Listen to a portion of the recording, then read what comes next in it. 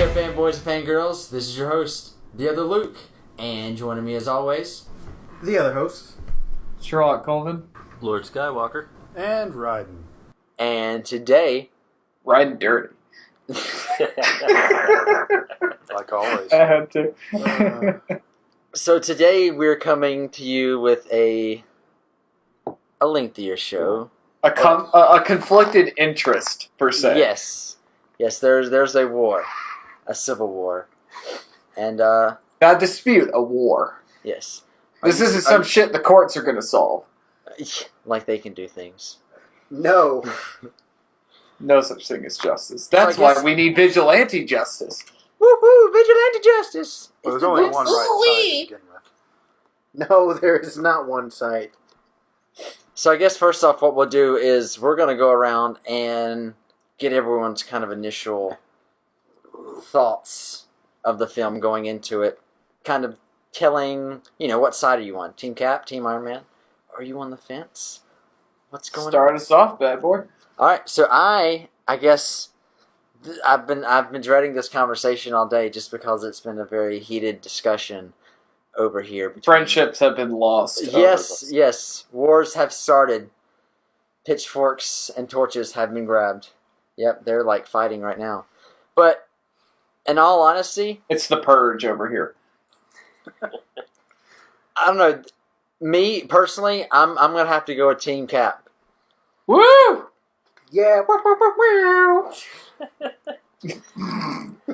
But Is we'll that your get more catchphrase? we'll get more into it. Why Team Cap? Like I was very split because, I mean, for a lot I stand by what Tony stands for. But there's just this connection I have with Cap, and then since he had his moment with Spidey, it kind of because that's what conflicted me. Because Spider-Man's he's like my go-to. He's Like- your mojo. If you want to put it that way. Like, that was, like, one of the first things that I, ever started geeking out on when I was little was Spider-Man. So, His superhero virginity was given to Spider-Man. I mean, And if he's you want, treasured it since. if we have to put it that way, I guess. But, Sean, you go ahead. It's not a vulgar thing. It's a very personal thing, and I think it's sweet that was your first. You popped your cherry. My webbing. Go ahead, Sean. I'm Team Cap as well. Because Iron Man, in this one, I felt like he was a total D-bag. Yep. And a whiny baby back beat. I was about to say, are we doing a Chili's commercial? Yeah, but no, I'm going to end it with that. Team Cap all the way.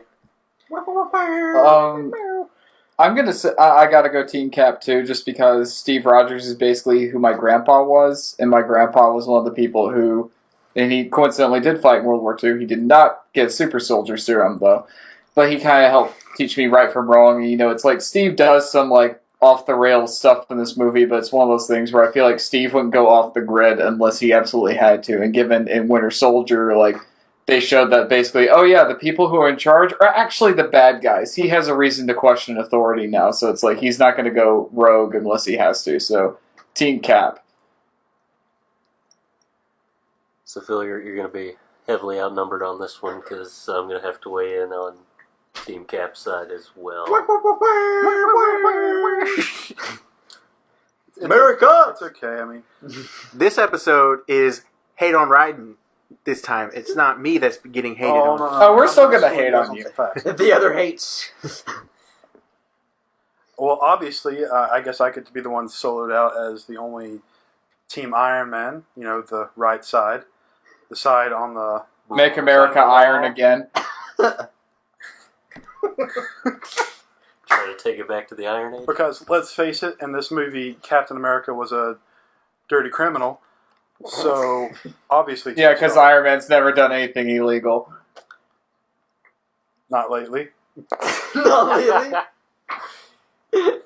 All right, let's All right. let's just get in. Let's just go ahead and hop right into it. So, just to get everyone on the same page, we are pretty much on the first frame of the movie where you see the landscape and the mountains and the horizon. So if you want to get there... Snow. Snow! Very much like the first Captain America movie. Mm-hmm. Yeah. You guys ready? All right. So we're gonna do a countdown from 3. Everyone's at the snowy mountain shot. 3, 2, 1. It's in focus now, somewhat. 1991. That was a great year. I was Schwan. Was Schwan years old. I had yet to be conceived. I guess I am the youngest member of this party.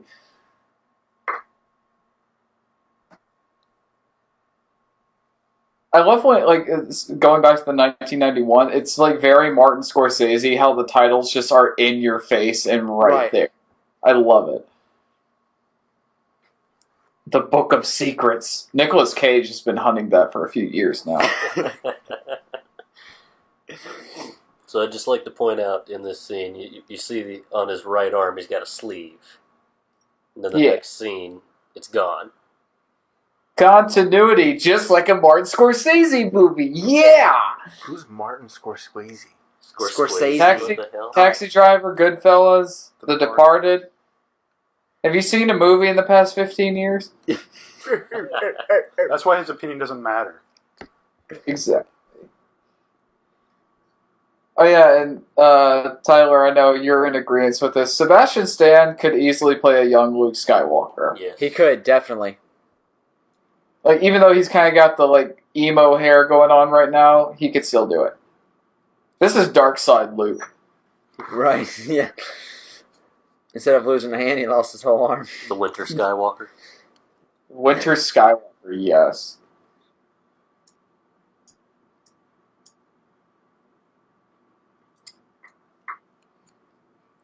It's funny because this kind of reminds me of Call of Duty Black Ops. Yeah.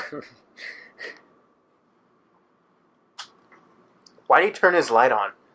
He's trying to be all stealth. He doesn't want to hit a tree, motherfucker. He doesn't necessarily have super sight.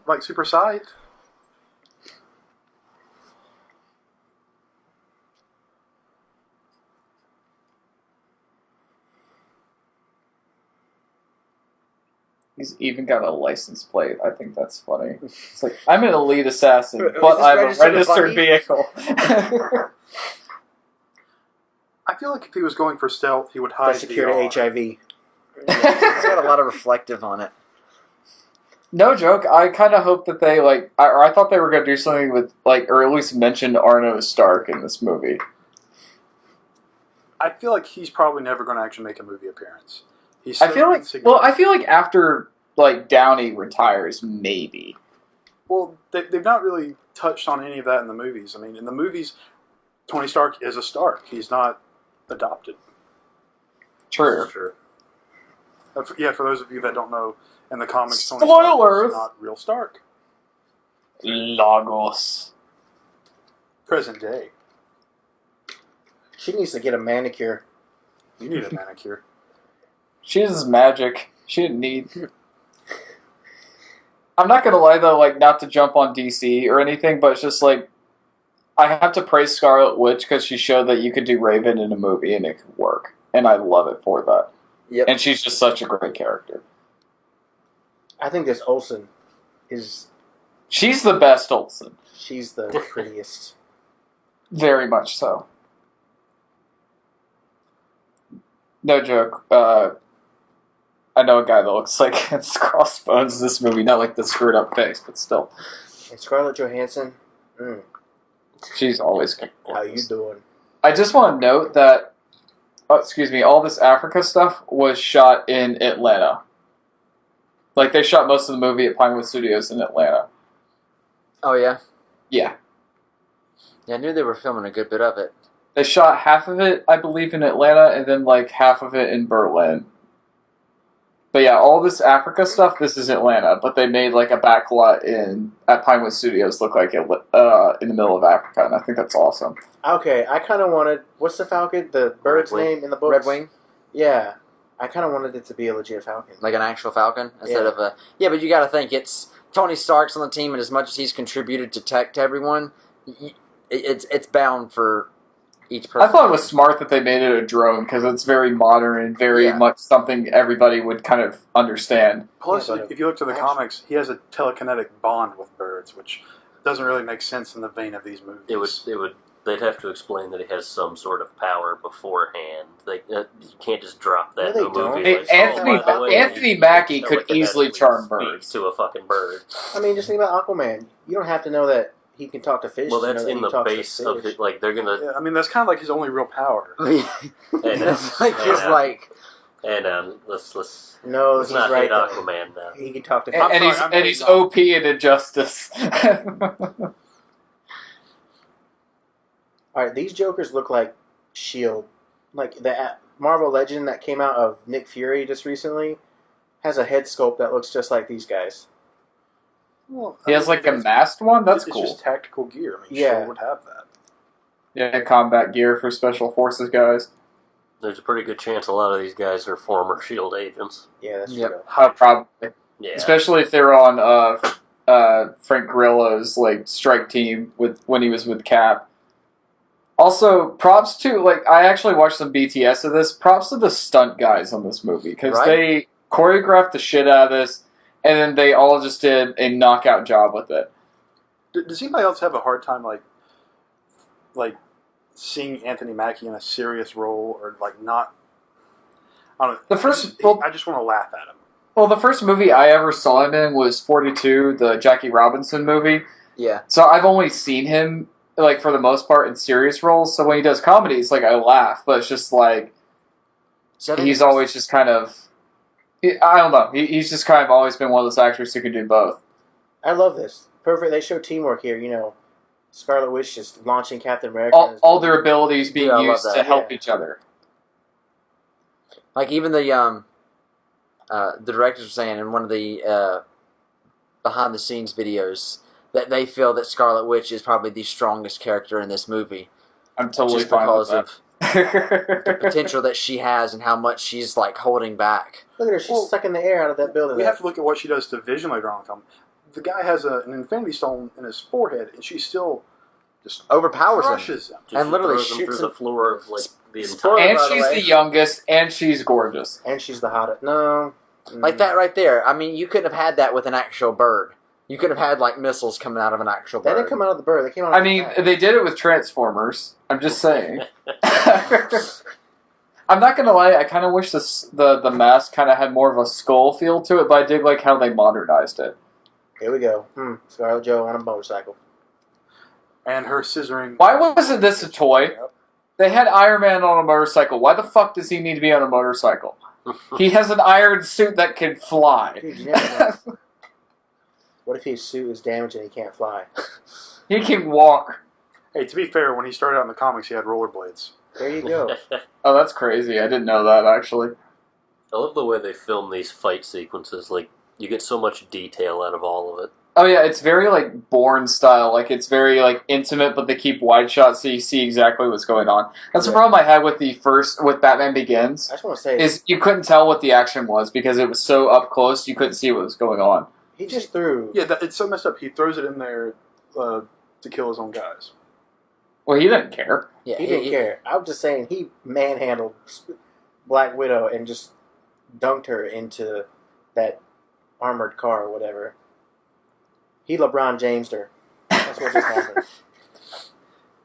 Oh, and he just got... That hurt. Oh, that hurt too. Oh, he can do this all day. He can. I said that at work the other day. Because we sell the Captain America shields at ThinkGeek, and we have a metal shield that we're selling for Cap's 75th anniversary, and I handed it to a guy. And he goes whoa, this is kind of heavy. And then he goes to he jokingly goes to hit his friend, and then he jokingly goes to hit me. I'm like, I could do this all day. And he started laughing. I felt cool for one moment in my life. It's okay. You can have that one moment. It's Cap. I love Cap. He's my favorite Avenger. I'm sorry. You're sorry? I idolize my grandfather. That's not a bad thing at all. Okay, good point there. Good point there. God, Phil, way to be a do-bag. Hey, I'm just idolizing my own hero by doing that. No hate against it. It's I've always had a fascination with World War II, and then Steve Rogers He's a veteran, and he's also, frozen, so he's still a young guy. Oh, yeah. I don't know. I love that culture. That's the whole basis of his character too. I mean, he was actually created during World War II to try and boost morale. Fight the Nazis. No joke, though. I'll show you guys a picture at some point. My grandpa kind of looked like Chris Evans. So it was really funny seeing the World War II shots of skinny Steve and seeing my grandpa.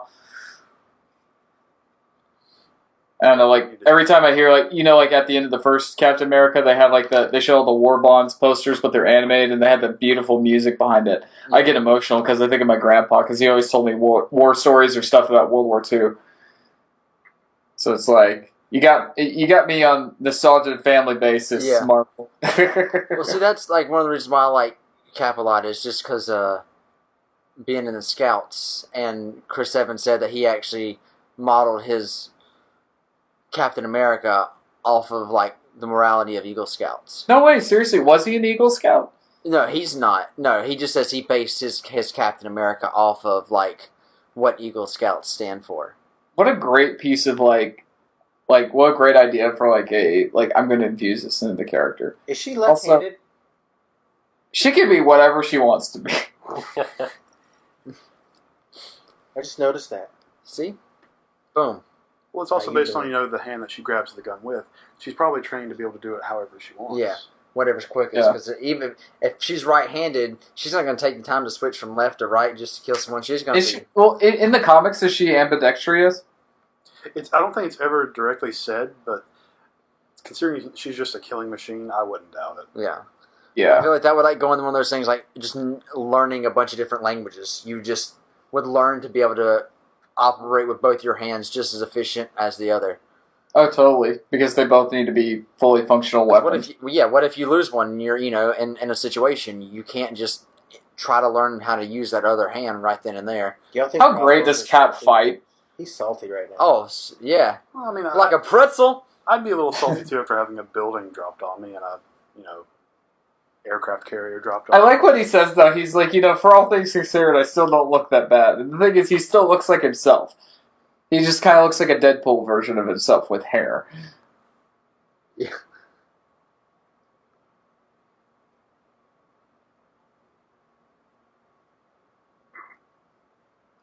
I wish we would have had just a little more crossbones than what we got. Nah. Oh, I mean, yeah. the only thing they really could have done with him otherwise would have been, right out of the Civil War comics, have him shoot and kill Cap at the end. I would have liked to have seen them fight a little more, though, because you don't get that many punches.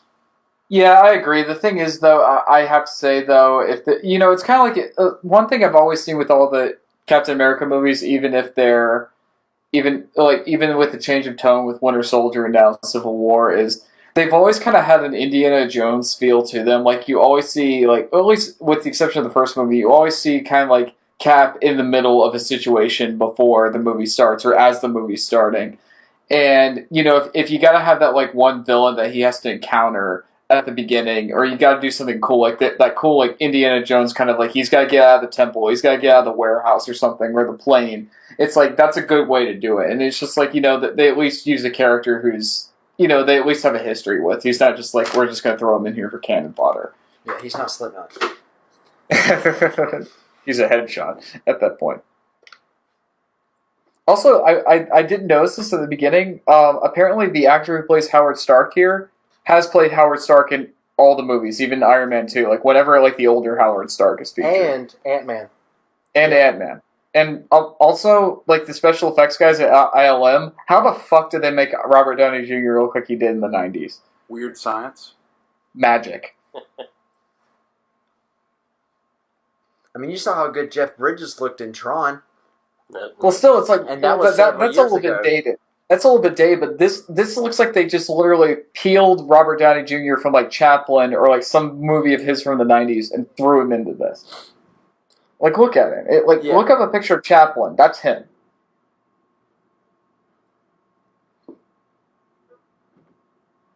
It looks seamless too. It looks like a real person. It doesn't look like CGI. Proud of you. Proud of you. You did good. Is that Happy in the background? No. Oh, that's him. Looks like Bono in the back. Yeah, I totally forgot. Yeah, it definitely confused me the first time watching it. Just because I'm like, okay, why are there two Starks? And because they're camp. Then it clicks. And it's like, I'm not Bono. I'm Tony Stark. Older Tony Stark. And here's Tony using big fancy science words that probably don't matter. I want those goggles, though. No joke. I have so many things I would love to kind of revisit personally in my past that those goggles would allow me to see. Fair point. That would be an amazing piece of tech. Because he said it's like for like veterans coming back from war, right? Well, really just anybody who has any sort of issue with a memory or trying to find ways to heal. PTSD of any sort would be great for it. I mean, I'm not Bruce Wayne over here, but I could have still liked to have had one more moment with my dad. Please, Stark, please.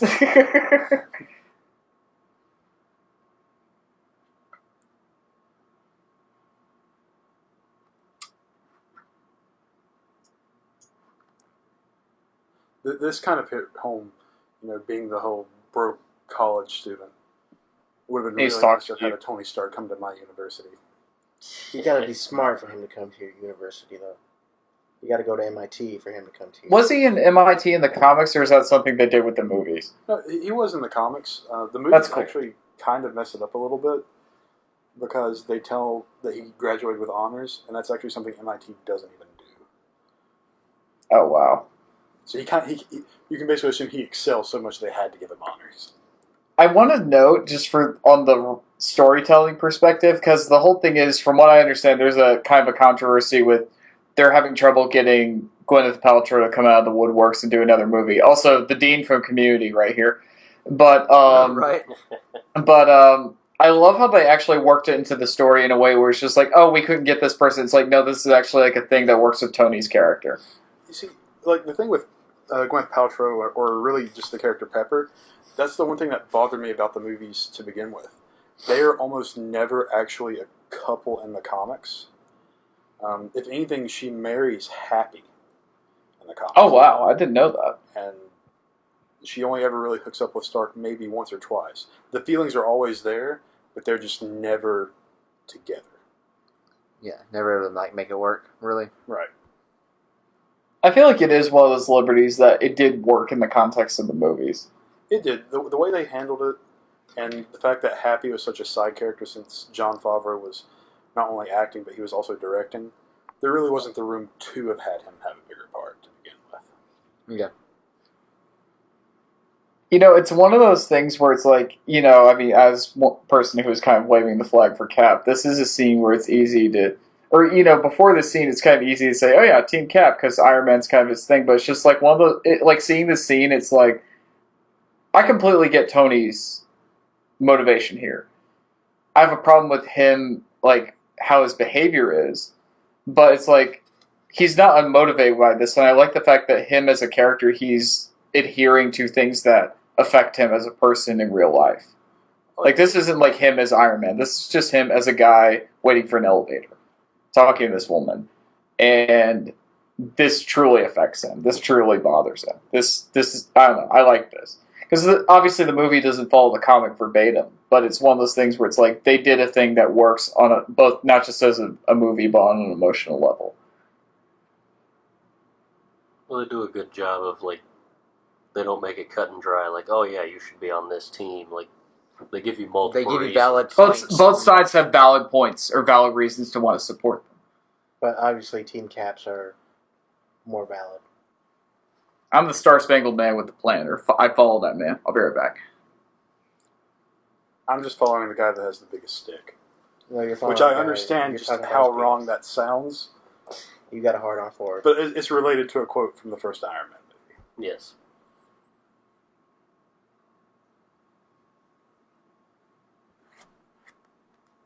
Love how they introduced the nation of Wakanda.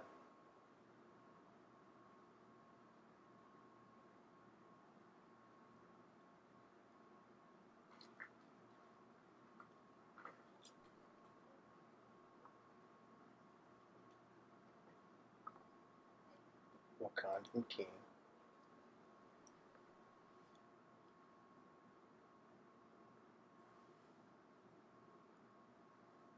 She's a superhero. They all are. That's true. It's nice to see some interaction between Cap and Scarlet Witch this time, because, like, that's not... You didn't get a whole lot of that in previous films. Like, it was mostly... Like, you didn't get a whole lot of time with Quicksilver or Scarlet Witch, so they were kind of just more centered around Hawkeye, so it's nice to see it branch out more and everybody get a chance to be friendly with each other. You see a relationship between everyone. Well, see, my main problem with Scarlet Witch is that the way she's handled in Age of Ultron, you have Ultron literally telling her, you'll be the one that tears them apart from the inside. What happens in this movie? She causes a conflict that tears them apart from the inside.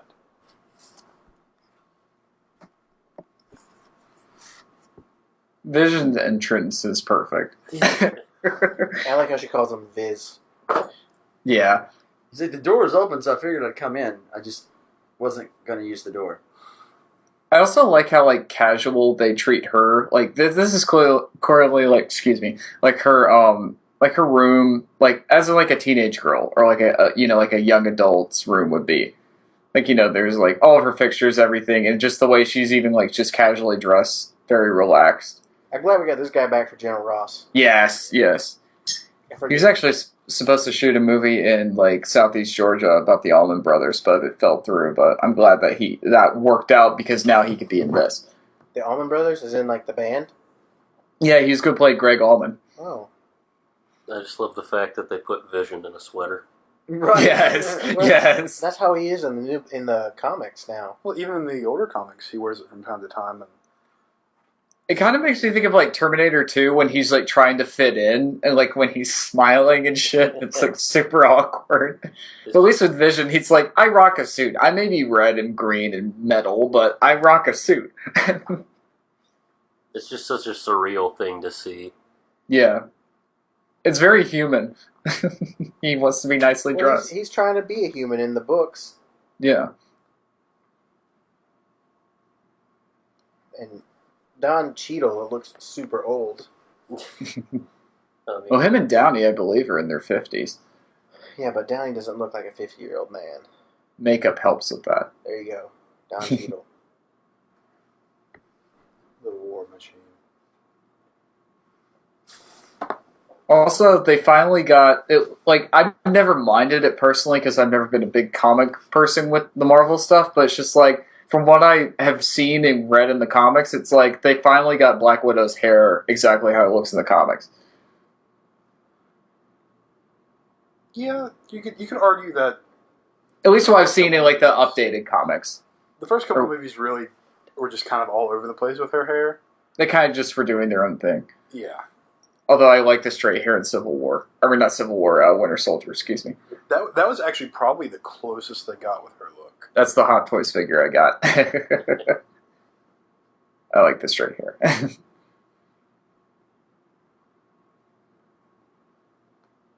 Again, not to make comparisons, but it's just like, this and Batman vs. Superman told essentially the same story, but, like, how do people like this work in the natural world? And I really feel like, I'm saying this as a hardcore DC fan, I really feel like they could take a lot of notes from this movie in the sense that it's like, look, like, especially just how General Ross talks to them. It's like, look, we're grateful for what you've done, but it's just like, you need to understand that this can't be just perceived as like, you're doing good. Some people see this as you're kind of just doing your own thing and it's being labeled as good. And they make the conflict, like, really work with the characters, where in Batman vs. Superman, it felt very, very forced. Nothing felt natural in Batman vs. Superman. Yeah, it felt very like, okay, this is just happening because of this. Batman hates Superman because of this reason, which that one worked more than Superman just being like, I'm against this Batman fellow because he does horrible things. Where this is like, okay, we've got to sign these papers. I'm on one side, you're on the other. We have our different reasons. You got to do it. Look at him. Look at Tony.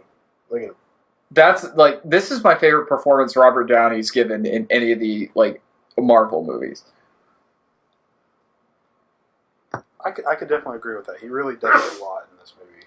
Like, it's either this or the first Iron Man that are my favorite, but with this, it's just like, we've seen him fleshed out as a character, And it's just like, he goes from like, I'm just going to be impulsive and do what I feel is right, where it's like, I like all the attention on me, but we've got to draw a line somewhere. Like I just like seeing like the overarching bit of his character arc. It's just like he's become more concerned with how it really works rather than how he works with the equation. Yeah, it's nice to see, like, from Iron Man 1 Tony to now, like, there's just, that's one thing I'll give Robert Downey Jr., like, he's just a phenomenal actor, and, like, he cares about this. He is Tony Stark, like, and there's just certain, like, little mannerisms that he does throughout the movie that shows you that he really wants to do whatever he can to make Cap happy, but he realizes, dude, there's this other side to it all, which is why it was difficult. He draws the line from Iron Man and Cap, because there's reasons on both sides, that make each one's point valid. Or go ahead. It's like you got to look at it, and I guess the grand scheme of things, and you can also look at it from like perspective from Iron Man 2 to now. Iron Man 2, he's completely against the government having him as a weapon. He's wanting to be his own thing. Yet in this movie, he's the first to sign up. He's like, you know what? He's like Donald we have to Trump. Be in check. Can't make up his mind. Don't you dare compare him. Well, here's the thing that separates him from Trump. Tony has actual experience in the field doing something other than just being a rich asshole.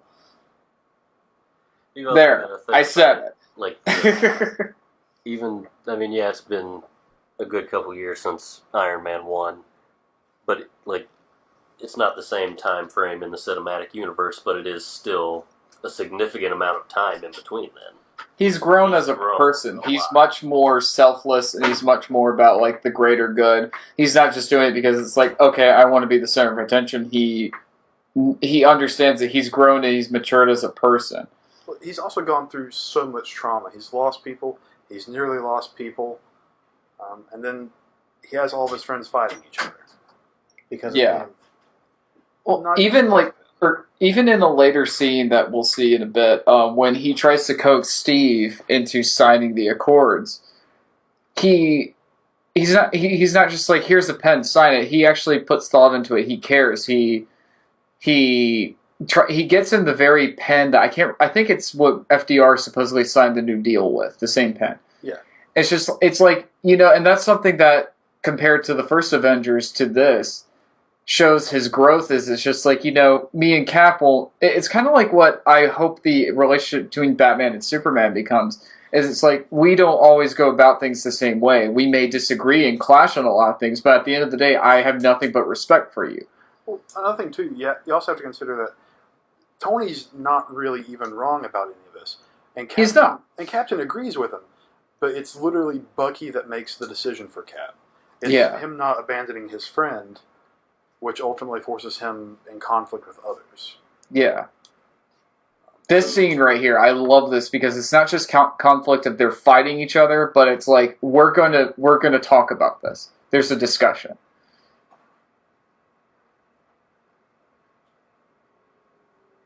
Okay, we totally miss Baron Zemo. It's a very murdering a dude. It's a very different Zemo than what we see in the comics. Do you guys think he'll ever put on the helmet? I don't know. I kind of wanted the purple Zemo. I honestly kind of doubt he'll ever appear in another movie.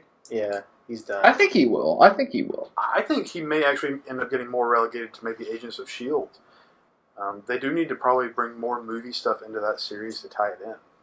More series, and that's what we need. And right here, we're seeing the two black best friends chatting it out. You got Rhodey and Falcon. Whole males.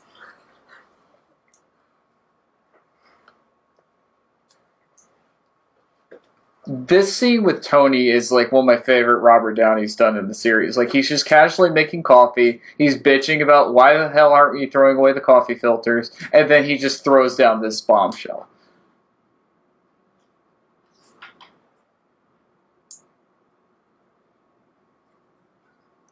Like, that feels like a very human moment. Yeah, He was this kid, by the way. It's like, oh yeah, you remember all that shit we did in Sokovia? Yeah, this guy got killed, and he's a good guy. he showcases the consequences of their seemingly good intentions and good actions, but how it can be costing to many others, and there's a casualty, or there's a collateral damage for what they do. And he definitely fights so much harder for this just because the events of Age of Ultron are ultimately his fault. Well, Yeah. Everything was sparked because of Scarlet Witch. And the other He person's made to all- blame isn't even around. They can't even get in contact with him. Exactly. But he's still taking responsibility for it because it all stemmed from his project going out of hand. Mm-hmm.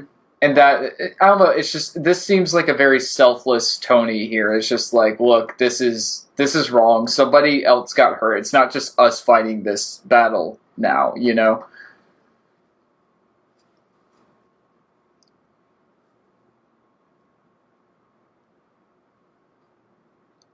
Cat makes a great point right there. Mm-hmm. Mm-hmm. Chose being the main word to listen to. Yeah. Let's just look at American history real quick. From This is where I agree. This is why I'm Team Cap. What if there's somewhere we need to be, and they but won't they let tell you. us, or they can't? They tell us we can't go there. Or there's somewhere that Something It you don't want to clearly- get involved in. yeah. I mean, ultimately, they would make the choice then and there to break away and just do their own thing again. That's when they go anti-government. But for now, they can play the game, do the good that they were supposed to, but stay on everybody's good side. Or go ahead. That's just prolonging the inevitable. Yes, but it's maintaining the peace. I just want to put a bookmark in for later, as I like how Black Widow's kind of the middleman between the two. Like, she does side with Stark, and she normally despises Stark to an extent. And it's just like she like, and the thing is, it's like they both have very mixed past, and she's still coming at it as we need to do the greater good here, but she also knows Steve a lot better than a lot of the other members of the team do. Mm-hmm.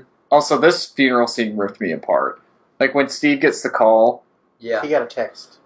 he got a text. This wasn't nearly as heartbreaking for me as the scene in The Winter Soldier. Oh my god. Where he's at her bedside and he's like, "I'm saving the dance for my best girl," or something along those lines. Like that tore me apart in that movie. Cause The Peggy-Steve relationship was my favorite. Like, I don't know, and just, all this coming in a way around like that. Yeah, I'm with you, Phil. That scene ripped me apart. But this is just like, I don't know. I guess personally, it's just because I've been to a lot of funerals for people I've known and been very close to.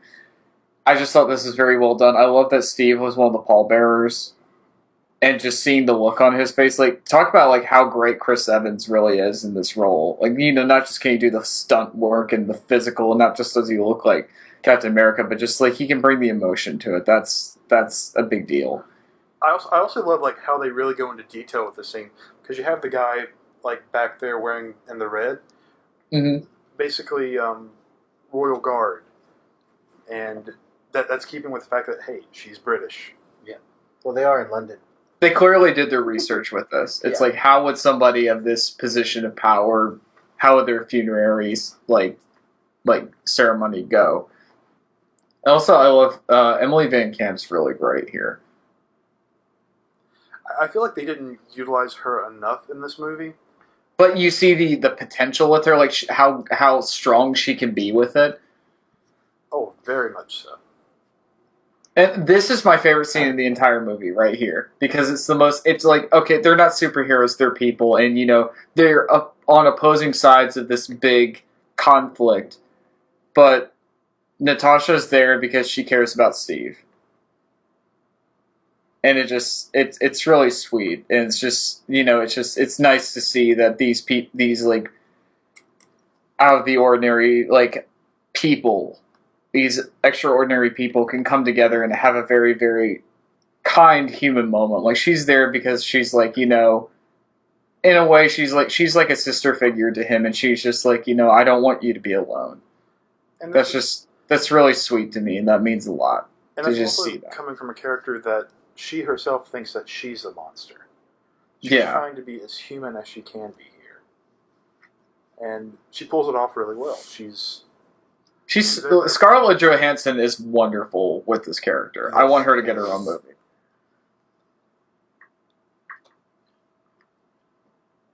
Her and Hawkeye both. They really deserve their own solo movies. But if we're I want to see talking about- Budapest the movie. Yes. Yes, just give us a prequel. Give us before Iron Man 1.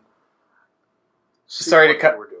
Sorry to cut you off just for a second there, but just that moment where when she just says to him, "I'm here because I don't want you to be alone," and she hugs him. You know, obviously she's just this huge assassin who has done unspeakable things. But just the fact that she's like, "I want to be here for you," and like, you know, it's like a lot of people took the Winter Soldier back and forth between the two of them as forming a relationship, and I like that personally. But it's just like I don't see that happening. I see that dynamic as more they're like siblings or best friends, and I just love that gesture she makes. It's just like, you know, we're talking about the Accords, but I'm not here to talk about this stuff. I'm not here to debate. I'm here because you lost someone who's very dear to you, and I want to be here for you. And that's what That's makes just her such a sweet more moment. of a hero than it does kind of a vigilante or some kind of villain or anything, because It shows she's redeemable. Even if she's done these horrible things, it's like she's not a bad person. So this intro to T'Challa at Black Panther, I think it's Chadwick Boseman, right? Yeah. That's his name? Yeah. Fantastic. I don't think there could have been anybody else to play this character. I'm so happy because I saw 42 a couple years ago. I love 42. He plays Jackie Robinson. Harrison Ford plays the head of the team, and he's the one who's like, screw what everybody says, this guy can play ball. Yeah. And just to see him go from, like, you know, playing Jackie Robinson to, like, he's Black Panther. And the minute they said this, I just had this big, like, I didn't know anything about Black Panther other than what I read on Wikipedia, but I was just like, they got the perfect guy to play this guy. This guy's a wonderful actor. He's very charismatic, and he can make you like him in an instant. I think we really have to give it up to just Marvel in general. They've done such a great job casting. Oh, their casting is on par Like, every time. Each director that's been in charge, they've done such a fantastic job with their crews that you can't really deny anybody is their character. My favorite thing is I've heard, like, especially with like Ant-Man, when they wanted they wanted Michael Douglas to play Hank Pym, and they're like, and I remember I saw an interview with Kevin Feige, and he's just like, you know, we won Michael Douglas. We had expected not to get Michael Douglas. We planned accordingly, but we got Michael Douglas. It's just one of those moments where it's just like, we got the person we wanted. They're interested, and it's just like, you know, we don't just see it's like, okay, we love Michael Douglas to play this character. We see this wonderful, and like, you know, the actors really bring a life to it. There's a reason people imagine them as it, and also how much Chadwick Boseman does here with just expressions.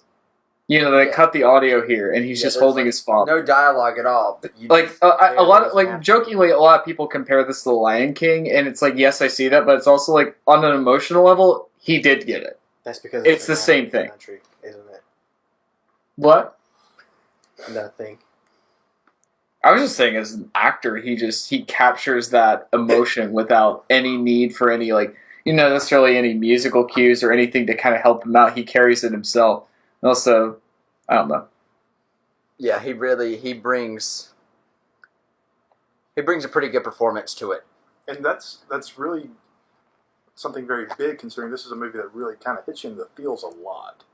Oh yeah, that It actually shows you the devastation that a lot of these things have caused. Like, yeah, you know, everyone jokes online, it's like, how many people really died in these attacks and all this stuff. But this one, like, it focuses. It's a big part of why all this stuff is going down, because yes, they've saved Earth and thousands upon millions of people, but also there's still that collateral so many damage. people have died and lost.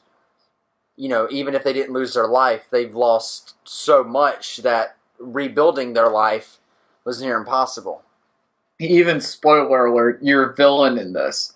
It's like, he's not just the typical, like, I'm going to be the bad guy for this movie, look at how evil I'm being. It's just like, you can understand why the guy is the way he is, why he feels the way he does, why he wants to do the things he does. Like, obviously, it's one of those things where it's like, at the end of the day, I feel like most of us would be like, you know, that's an irrational reaction to a horrible event.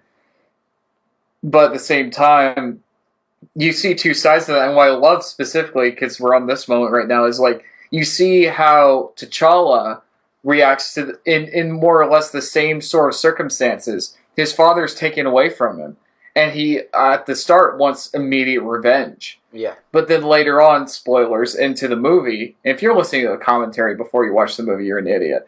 But we're pleased and honored that you would want to listen to our commentary during your first viewing. Please stop. Watch the movie first. Watch the like movie. make your own opinions and come back to it. But it's just one of those things where it's just like even T'Challa by the end of the movie, he understands like it's not as simple as I want to avenge this person. He's like, I need to take what they meant to me or take what they symbolized to me and take that symbol to a further level and just be like, no, this is what really needs to happen. Because he wants to kill whoever did this atrocity from the get-go. Like, but then he realizes but then he realizes it's like, it's not as simple as that. It shouldn't be as simple as that. And he learns that there was a reasoning behind what happened. Exactly. And it wasn't the fact that, again, spoilers, it wasn't straight up the person who he thinks it was. Yeah, it was that person. It was another puppet master pulling the strings. Yeah. And it's just, and even then, it's just like at that moment, I love that scene. We'll talk about it later, obviously, when it happens. But when he shields the gunshot from Zemo killing himself, he's like, no, you deserve worse. Yeah. Because death at that point is an escape for that guy. And he's like, no, you deserve worse. We're not done. Yeah, I love his line that he says there, but we'll wait. Sorry, but my point is just like, I love that you see two sides of the same coin. And that's why I think Marvel did, and the screenwriters did so beautifully here. Is it's like you have two villains that are literally the polar opposite of each other, and even to the point where it's just like they're polar opposites, but they have commonalities where they intertwine together. They're the same people for the longest time, and then finally it's like T'Challa makes the branch off saying, no, there's a better way to do this.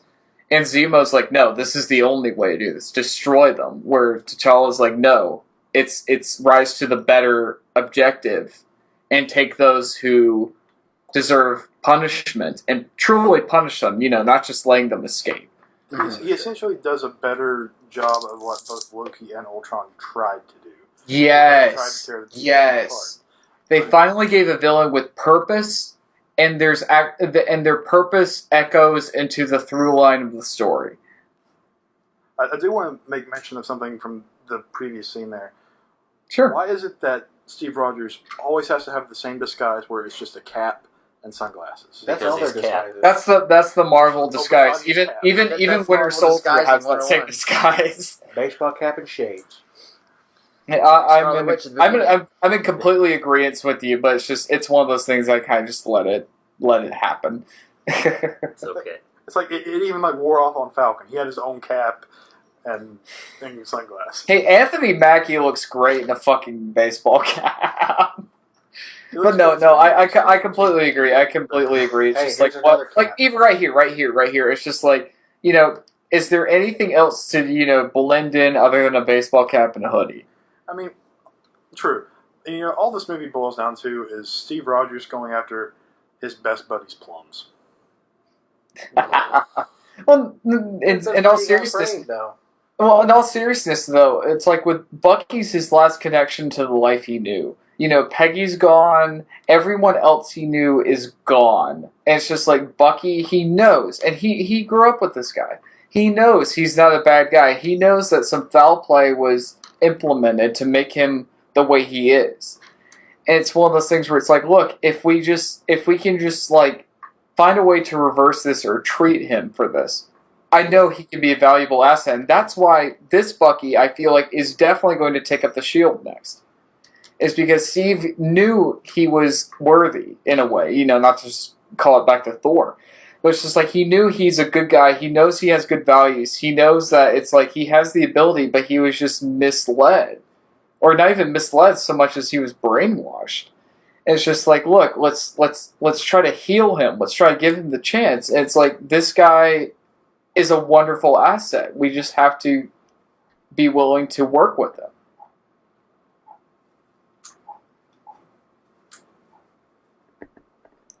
And I love how the A on his helmet, the America A, is worn down here. Like, not just has he been through the trenches, but it's just like, this is a Cap who's going to go off the grid.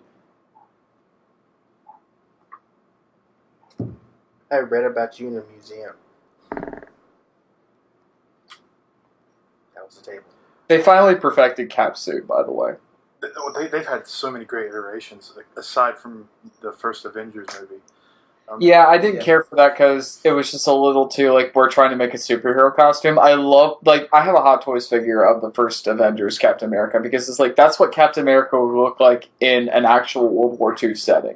This is, like, a tactical, like, he is, like, special forces, or he's, like, Jason Bourne. Kind of like, this is what he would wear.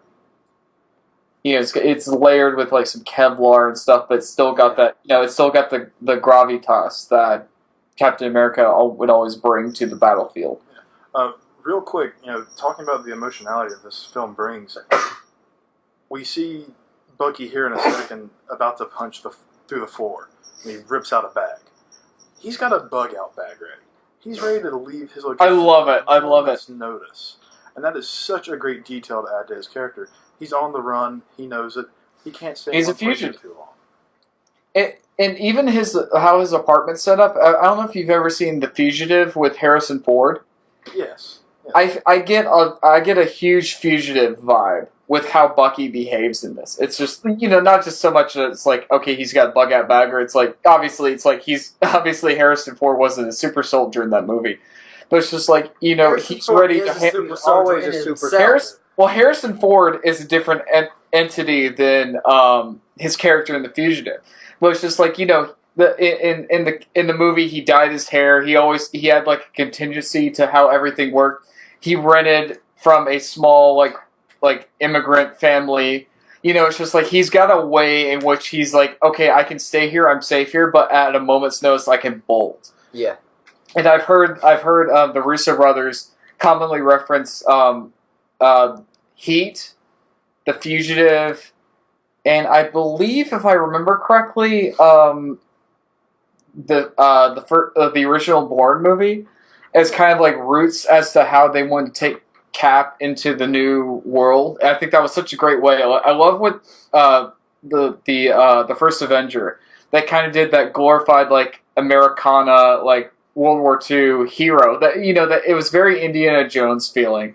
But with this, it's like, it's very modern, it's very Bourne, it's very, it's like, it's spy, but it's also political, like a political thriller kind of thing. It's fun, but it has a purpose. Yeah, each movie tends to have its own thing. You have the spy thriller and the Captain America movies. You have the heist movie with Ant-Man. Mm-hmm. Oh, yeah. Thor could really be Black Panther. Sorry, I had to say something. Oh, no, definitely. This is my favorite costume out of all the recent Marvel. The hype was for real. He is Marvel's Batman. Excited. Yeah, next to Spider-Man, I was most excited for Black Panther. He's Marvel's Batman, and I couldn't be more happy. He doesn't disappoint. No. Yeah. Oh, no. I mean, just look at how well choreographed these fight scenes are. They're just eye candy. That's what happens when you get a great stunt team. To have Infinity War. Yeah. I can't wait, because it's the same screenwriters and directors for Infinity War, right? Yeah, like, to see what they've What done a with perfect, all these characters like, that they haven't had to play with yet. Like, what a perfect hand of characters, or just a perfect hand of like creatives to hand the Avengers to. Yeah. Like, it's just like, this is essentially Avengers 2.5. And if you ask me personally, I think this is a lot better than Age of Ultron. Yes. And it's just like, and not that Age of Ultron was bad, but I feel like this just takes all the little bits of Age of Ultron and expands on them in an even better way. And it's just like, these guys are going to be doing, I mean, they wrote Winter Soldier, they wrote the first Captain America, they wrote they're handling the featured big properties. I just couldn't be more happy. It's like, these are the right people to do it. Age of Ultron was really more like Avengers 1.5. This is really a better thing to call Avengers 2. I agree. I wholeheartedly agree. Like, Avengers, like Age of Ultron was a good kind of like, we're going to continue kind of like what we left off on. The best way I can think of to describe it, I know this is not a great way to describe it, but it's just like, Avengers Age of Ultron was like, it was almost like the DLC for Avengers, and this is Avengers 2. Like, this is a proper continuation. Like, Age of Ultron kind of set everything up for this. Yeah. But it's like, this took the reins and ran with it and did even more than, like, Age of Ultron could have possibly even dreamed of. I'm not trying to overhype it. I'm just, like genuinely, and I'll say this personally, it's just, like, I was kind of getting a little tired of kind of how Marvel movies were. They were kind of, like, I could kind of predict how things were going. And, like, what would happen. And, it kind of got a little formulaic, but I saw this, I'm like, this is great. This is a breath of fresh air. This is awesome. This is so awesome right here. But it's like they took, not just, like, how they made it, like, film-wise, but just storytelling-wise, they took this to a whole new level, and I can't wait for Infinity War.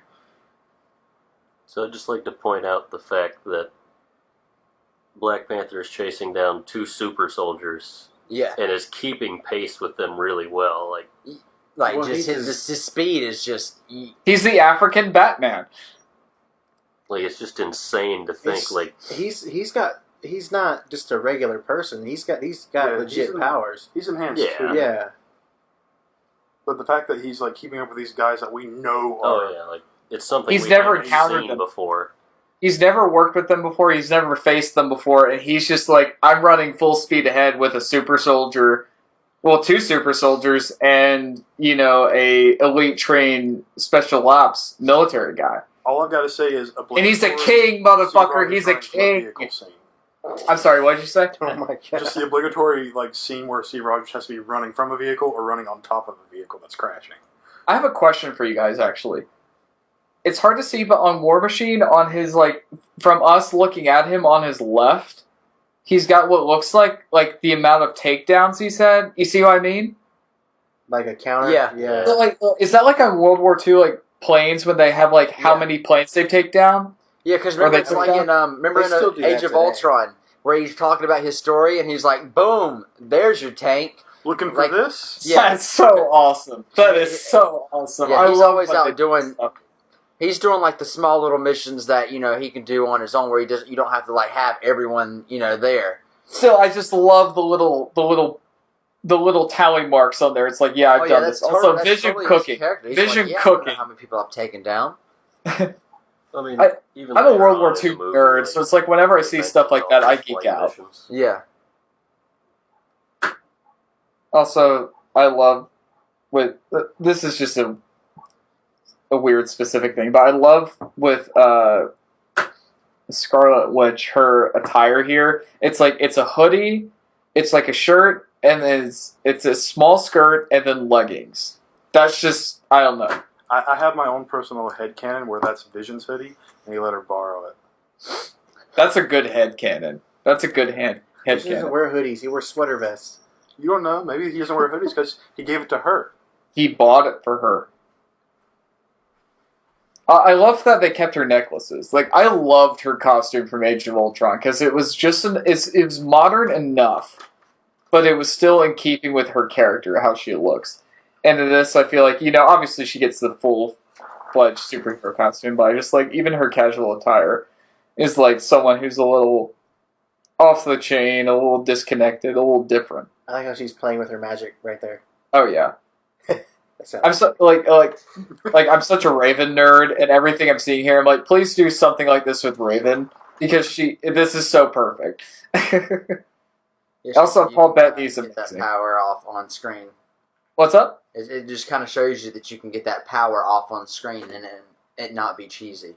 Yeah, it's not cheesy, and it just shows that she's, obviously she's the youngest member of the group, but she's also the most powerful and is aware that, not necessarily of her power so much as it's just like she's aware of herself, and I just like that.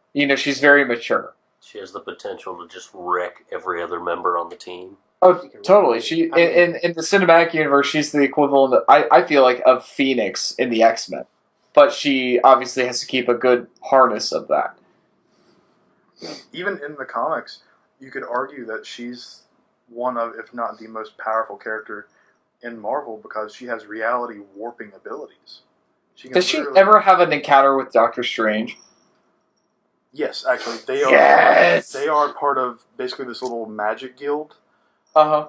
Where Doctor Strange is kind of the leader of it. and they like commune every now and then to discuss matters of the mystical world. I'm so excited for Doctor Strange. Like, I'm getting schooled in the source material now, but I love the concept of the character. It's probably my favorite one, like favorite modern actor now who's playing him, and I just love the idea of like what their thinking is behind the character. It's so Doctor cool. Strange is basically like a magical version of Tony Stark. He's a horn dog. Yeah. And Scarlet Witch calls him out on that like several times. He just doesn't interest me. He's magical Sherlock. Doctor Strange. I'm excited He's for a it. sorcerer supreme. It's just. I'm more excited like that he was a neurosurgeon who is extremely arrogant, gets his abilities taken away from him, and tries to, do everything he can to regain his ability, but he learns something greater and it humbles him. That's just such a cool concept to me. On one of the there's like a sneak peek at Doctor Strange on the Blu-ray for Civil War. And they actually go in and they talk a little bit in depth about it. And they say he spends his entire fortune searching for answers and trying to find something else. He's trying to find a way to treat his mangled hand so we can do surgery again. That's his only validation. We're going the wrong direction. We're talking different movie here. Did you see the T'Challa just threaten Captain America? T'Challa is amazing. He just straight up said, he steals the movie. Keep your friend from me. Yeah. T'Challa steals the movie. Also, John, go back to the flat. Hey, is that Bilbo? Yeah. It is John Watson, and that's Sherlock cool. Holmes is going to be in the next movie. Oh, you mad they had your chicken soup? That's funny. And the Disney reference right there, D23. D23. Yeah. I've never heard Martin Freeman do an American accent. He's great in this. Oh my goodness, that was Scarlett Jo. She is in this movie. I didn't know it was her backside. I'm not too familiar with the backside, but It can become accommodated with it. that's what I was just there looking. I was like, You see it wrapped around everybody's head in this movie when she's fighting. Public Enemy #1. I love how Tony's just in this suit. He's on the phone and he's got a red tie. It's just like, I'm a businessman, but I like red. And he also makes it clear that he's like decommissioned. He's a non-active, Compliant. Totally.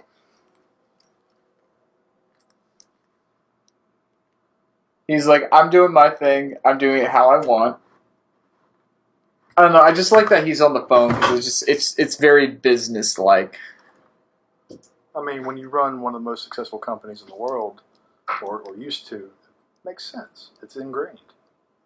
Let's say he's used to running a company. He's revamped the company, and he's still doing well. This scene.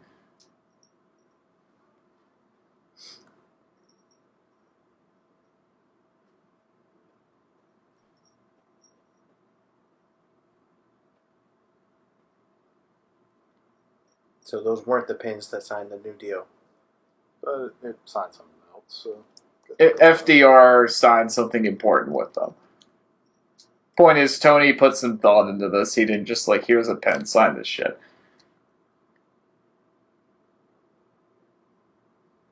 And even this. What's so great here is you have two guys. These guys are obviously friends. They're obviously very close. They're talking about Stark's personal relationship. They're close enough to actually be able to mention, oh, hey, is she pregnant? No, we broke up. And I love Steve's reaction. He genuinely is. He's like, I'm so sorry. I didn't know. I'm so sorry. He cares about him. He wants him to be happy. And Stark obviously cares enough about Cap to open up to him about it. Yeah. And you can see that throughout the whole movie because it's like they care so much about the other, but there's this one huge thing that they just can't ignore, and they have to figure out what they're going to do about it. It's like, we're great, but why the hell do we have to disagree on this? And both sides feel like it's just like, look, if you just listen to me, You could see my rationality with this. And I think another thing that reason why it's different for Cap is because this entire world that he's living in, he's only been here for a couple of years. He's from a time that the only people that are left, one of them just died. And he's only got Bucky left. The time frame for when he's unfrozen until now? You could say probably roughly somewhere between 3 to 5 years. Long enough for him to adjust, but not long enough for him to abandon all hope for anything from his past.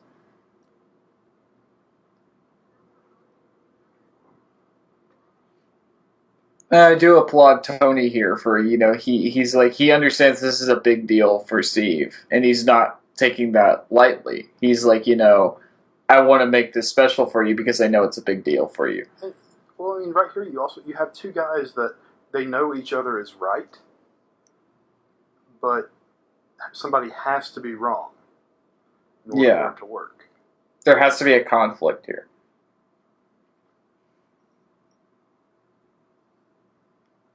They've come a long way since the first Avengers. Like, they disagree over things, but they have a mutual respect for each other.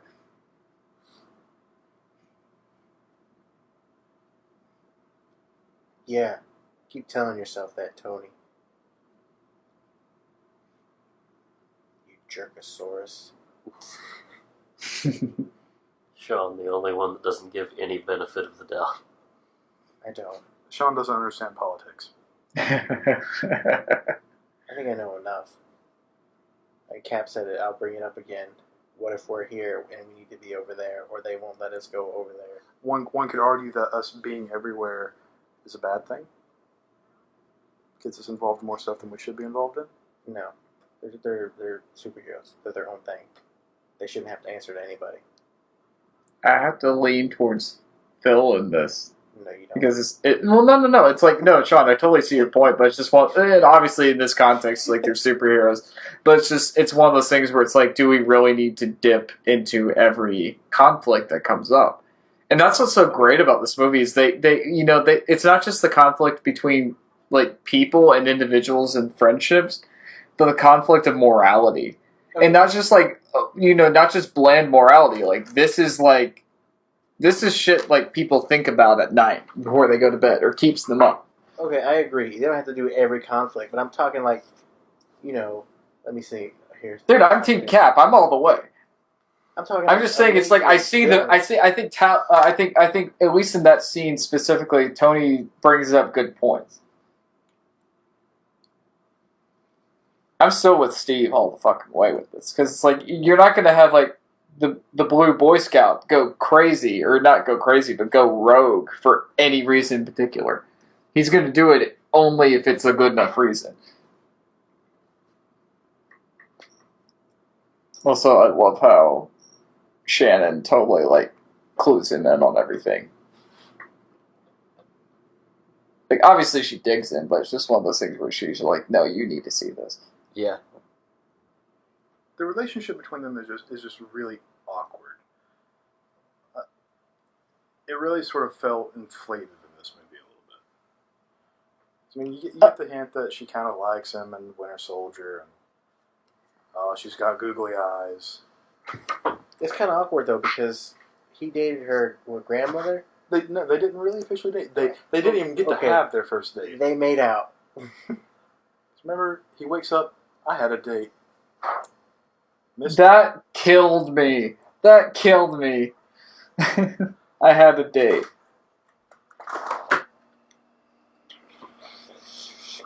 I agree. It's like, does it feel a little pushed? Yes. But for me, it's one of those things where it's like, I don't feel like it's an unnatural push. Like, I feel like it's something that would have happened at one point or another. So I'm willing to go with it personally. Because clearly they had chemistry together. They've had chemistry together since Winter Soldier and very early on in Winter Soldier. Mm-hmm. And obviously he has trust issues with her near the end of it because he's like, well, who are you, actually? My only real problem with it in this movie is it culminates in such an awkward moment between the two before the airport battle. It's such an awkward kiss that it's only really salvaged by his buddies watching him. which was a very human moment. Like, we've all had a moment like that. I'll be honest, this is only the second time I've ever, actually the third time I've ever seen it, so it'll be interesting to kind of have that mindset while I'm watching it. And here we see the effect of trigger words. Triggered.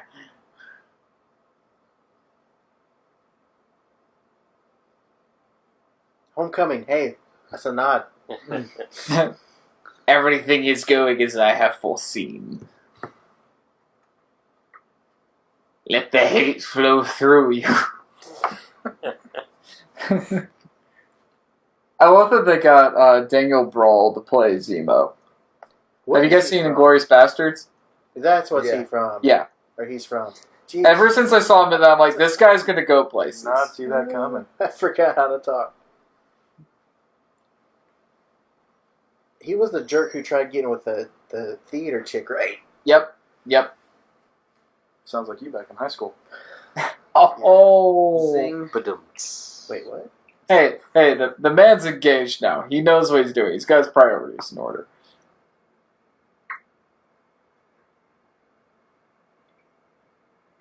I love how Cap's just kind of like, yeah, I'm not buying your bullshit. Yeah. That's one thing that Steve does have, is he can read people very, very easily. Like, he can tell if they're bullshit or not.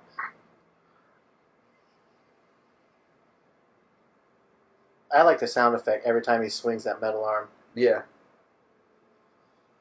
It feels like, or sounds like there's some gizmos working behind that to make him punch through an elevator door.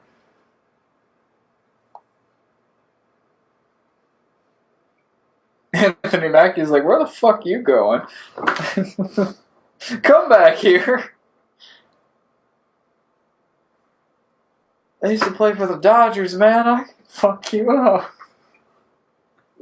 Call Gandalf. We need him. Now more than ever. I like that Tony has his sunglasses on when the power's been knocked out. I wear my sunglasses and... Well, you know, his sunglasses probably have, you know, some sort of tech in them. You can probably see more with them. Well, even this is just like, you know, you get like security guys or riot guys fighting him, and he's just like, I'm the celebrity. Okay, I actually have some tech knowledge. Boom. But this look on Stark's face when it's like, oh god, he was going to shoot me. Hey, to be fair, he doesn't do a bad job. Oh no, he's amazing. He's amazing. He did okay. For a civilian, of course, Sharon's not doing a bad job either. He just got hit in the noodles.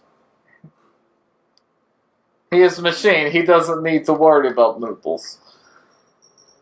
And there's Black Widow with her legs around some dude's head again. She was trying to make him go to sleep. She got that one from Stark.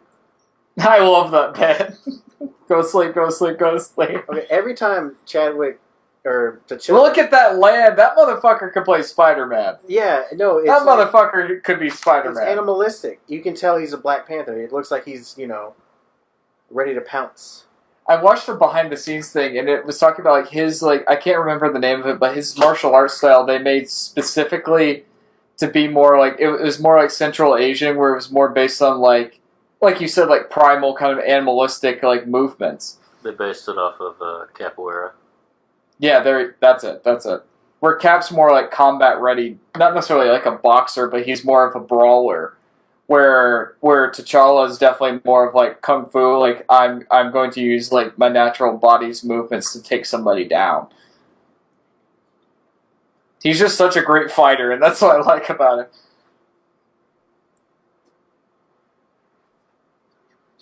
This is my helicopter now. I am the captain. I am the captain now.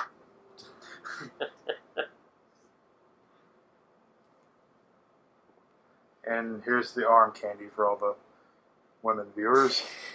Well, not even for the women viewers, can we just tip a hat to Chris Evans for getting that ripped? Like, he put in a lot of work to get that ripped. There it is. It takes a lot to stop a helicopter.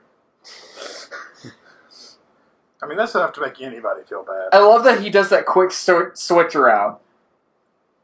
What's it? Anytime, when I've been in a gym and I see some guy, he's doing pull-ups, he'll do it like one way, and then he'll do chin-ups, the other thing, but it's just like, someone who's just barely stressing that much over their, like with their muscles, or their muscles are just getting to them a little bit, they'll make that quick switch and just go for it. And that's just cool to see Steve, he's pulling a helicopter, but he's quick enough to do that movement. I'm just saying, Bucky's got a metal arm, Luke's got a metal arm, Vader's got a metal arm. There's something here. Falling? Into water.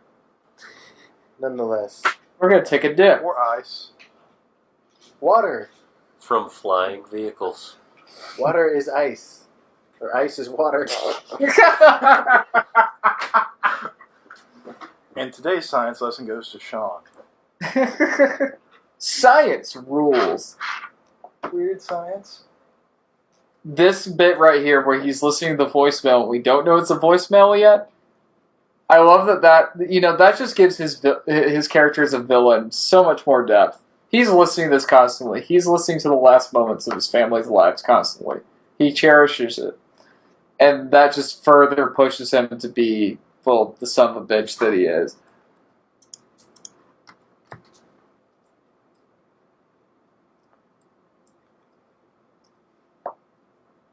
Few too many beers, Bucky? And this is what we saw teased at the end of Age of Ultron. I thought it was Ant-Man. Was it? Yeah, it was Ant-Man. My bad. You lie!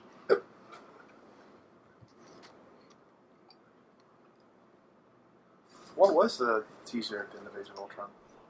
There wasn't one. Yeah. That was actually, like, Joss Whedon came out and said there was no post-credits. Yeah. Right. Yeah, there is. Oh, and Age of Ultron? That's right. Yeah, I remember that now. Now that y'all mentioned it, I remember him saying that. Because someone made that fake Spider-Man thing. Yeah. You missed a spot! Oh, dang. GD. Yeah, they drop them in this one. I forgot about that. Kind of like they drop off of buildings. Into water. In Sometimes. some sort of flying vehicle. It's like Leonardo DiCaprio's worst fear in one movie. Ooh. You're right. Titanic, Inception, Great Gatsby. Just doesn't like water. I mean, Bum bum bum. his first big movie, he kind of drowned in the Arctic. Big ship that didn't have enough lifeboats.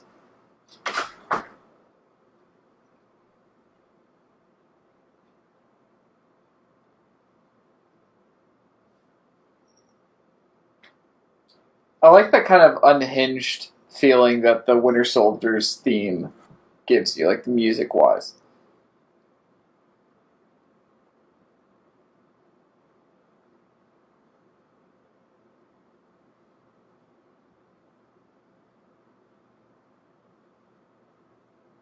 Lady Soldier. He said ladies. So This reminds me a little bit of the Extremist soldiers from Iron Man 3. Yeah. Except for they're not missing limbs or nothing. Yeah, aside from They the- definitely knew what they were doing. And these guys aren't blowing up. That's true. Have you guys seen Bridge of Spies with Tom Hanks? No. I've been meaning to. There's a scene where basically the captured American pilot they kind of put through, not necessarily torture, but psychological torture. And a lot of the way that this is shot kind of gives me like a Bridge of Spies, like Spielberg vibe to it. It's very raw, it's unforgiving, it just shows what these people went through.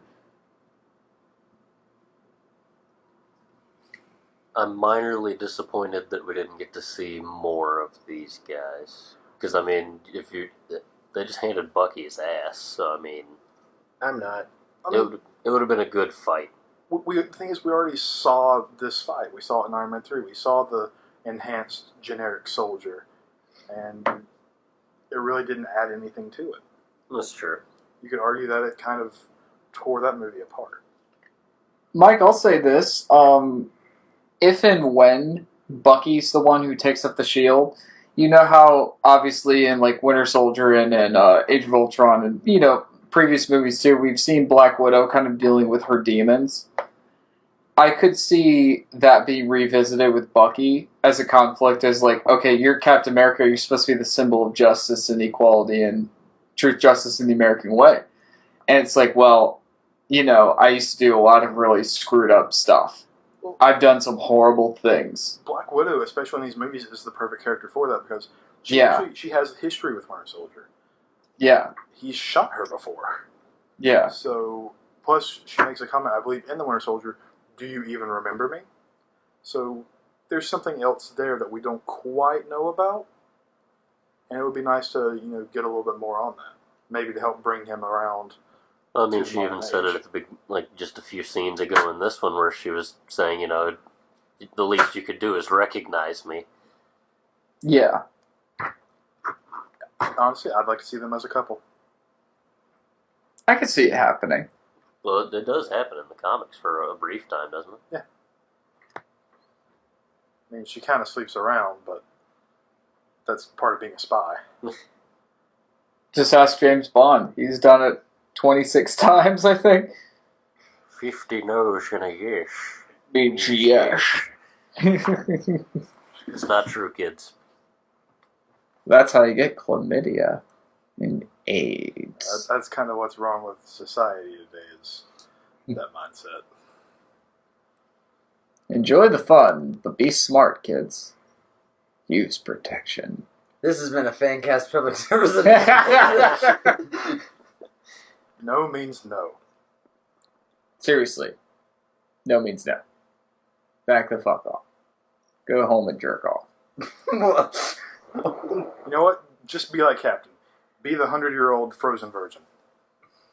It will be worth it. It'll be Best worth part it. of the movie. Yeah! Yes! They really shouldn't have bothered with the Queen's logo. They should have just been like, Aunt May's apartment. Just left it at that. Hot Aunt May's apartment.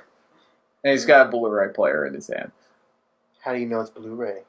Because there's an HDMI cable, and my girlfriend has one just like I it. didn't see no HDMI cable. Maybe you weren't looking for it. He's owned by Sony. They're going to push something. Clearly, those aren't, the new iPhone AirBuds. Or whatever. You have lost them already. Aunt May. She was just looking like she was asking for it right there. Hey, fun fact. Robert Downey Jr. and her used to date. Oh, so Hence the chemistry.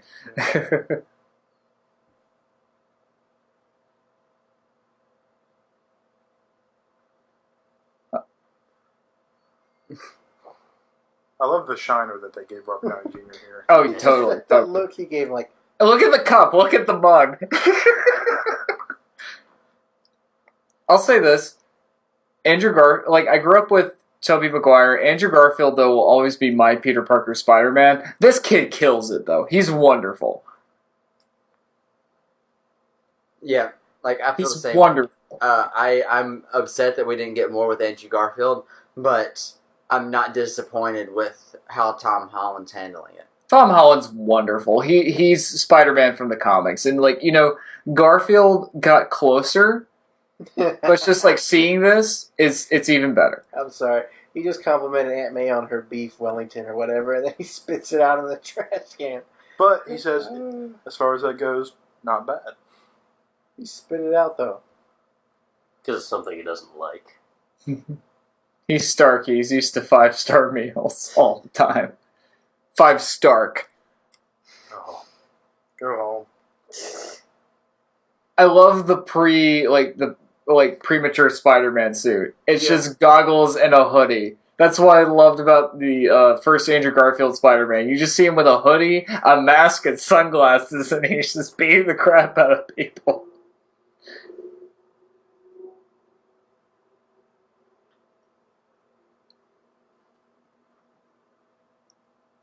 How do you not see that coming?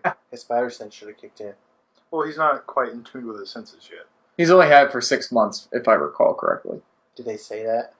Yeah, they've said that in the behind the scenes, and I think he says it later in this moment here. Plus, he comments about how his senses were dialed to 11, and his goggles help him focus that a little bit. one thing I just want to throw out there, and I want to see if you guys agree with me. Um, just to jump. Time out. He said DVD player. Excuse me. You're Yeah, excused. but most people still kind of refer to Blu-ray players as DVDs. They're Blu-ray DVDs. No, that one's just a DVD player. He didn't say. Well, either way, it was some sort of like disc player meant for a TV. It's a multimedia thing. One thing I know everybody's kind of like, obviously the Uncle Ben being murdered and showing Spider-Man's origin has kind of been overdone. What I think, one thing I did really enjoy about Batman vs. Superman, I think they could do really cool with Spider-Man here, is like when they showed the Wayne's murder, they showed it in the opening scene, or not even the opening scene, it was the opening titles. And it was all visuals and all just emotional, it was driven by the music. And I'd love them to do something kind of like that with Spider-Man. It's like we don't have to spend the whole 30 minutes focusing on his origin. We already, obviously by this point in Civil War, Uncle Ben's dead, and he's had his powers for 6 months. If they want to touch on that, either do it like that or do like flashbacks or something, a brief flashbacks like that. We're just not long-lasting flashback. Just show and mainly show Peter's emotion behind it. That's one thing I liked about the Andrew Garfield Spider-Man, was that when you see Uncle Ben get killed, it's more like you see it all from Peter's perspective, and you see Peter run up to him, and that's when he gets super emotional because he's like, "Oh my God, I don't know what to do at this moment." And I think Holland could crush it doing that. I don't know if you guys have ever seen The Impossible, but it deals with a tsunami. It's actually the tsunami that hit, I believe, Malaysia in 2005. And this kid crushes it. Yes, him and Naomi Watts. And Tom Holland plays one of their sons. Is that real? That's where he's from. That's Tom Holland. He's the kid with the glasses. Yeah. He's so great in that movie. He's only like 10 in that movie. He's so good. He could definitely do that. F-bomb for the commentary. No, What's up? Matt said it. No, everyone's already voted. That was my one for. We could bleep it out. It'd actually be funny. I'll put like Spider-Man like. Yeah. Each one of us will have a different superhero. Do like Iron Man's shield or Iron Man's helmet clinking. Going. Yeah. And then Cap's shield like smacking somebody. Sean will be Black Panther's claws just coming out since he's been orgasming over Black Panther the entire movie. Well, he's had. Hey, he stole the movie. Yeah. Him and Tom Holland kind of stole the movie. I love that they did the mechanical web shooters. I love that they did that. I feel like they took the best from both the Garfield and Tobey Maguire and stuffed it into him. See, what I love about it is that they have Tony Stark actually praising him for it. It's like, this is really amazing. Yeah, he's like, you're a smart kid. He appreciates the inventor in Peter. And it's not just shooting out of his wrist like it's the Tobey Maguire thing. I'll say this, and you guys fight me, or not fight me on it, or just tell me I'm wrong. But it's just like, I really wouldn't hate in the movie universe if they did something with like Tony Stark and Aunt May as an item.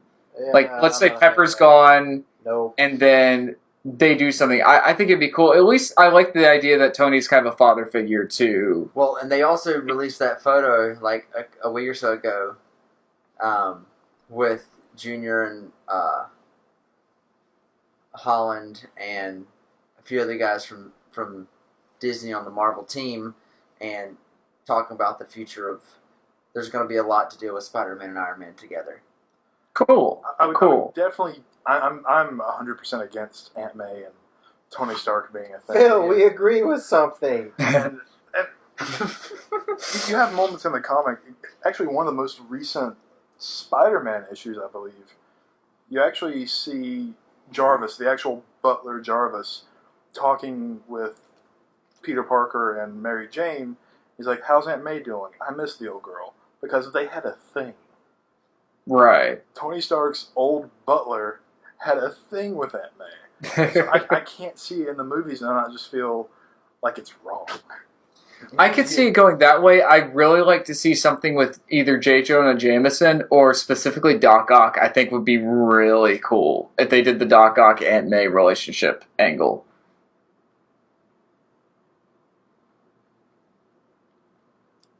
And like this right here, I feel you were mentioning earlier. I don't know if were we recording when we were talking about this. how when he has the Infinity Stone like engraved into him, but yet she is still overpowering him and his entire being and like breaking him down. I love a woman who can kick my ass. Straight down. How many floors has he gone through at this He point? probably Like, he's hell. into the earth at this point. He can handle it. yeah. Get wrecked, son. Still, I love a woman who can kick my ass. Oh, we totally didn't even talk about Hawkeye making his appearance in this movie. He's just like, yo. Okay, real quick. This woman that's walking T'Challa to his vehicle, she actually is a character. I don't know the name, but she's actually a warrior that makes a couple appearances in the Black Panther books. Regardless? I want to get back around to Hawkeye for a second, because you don't get his motive in this at all, apart from it's the family being torn apart. But think about it from the perspective of, he had his mind controlled.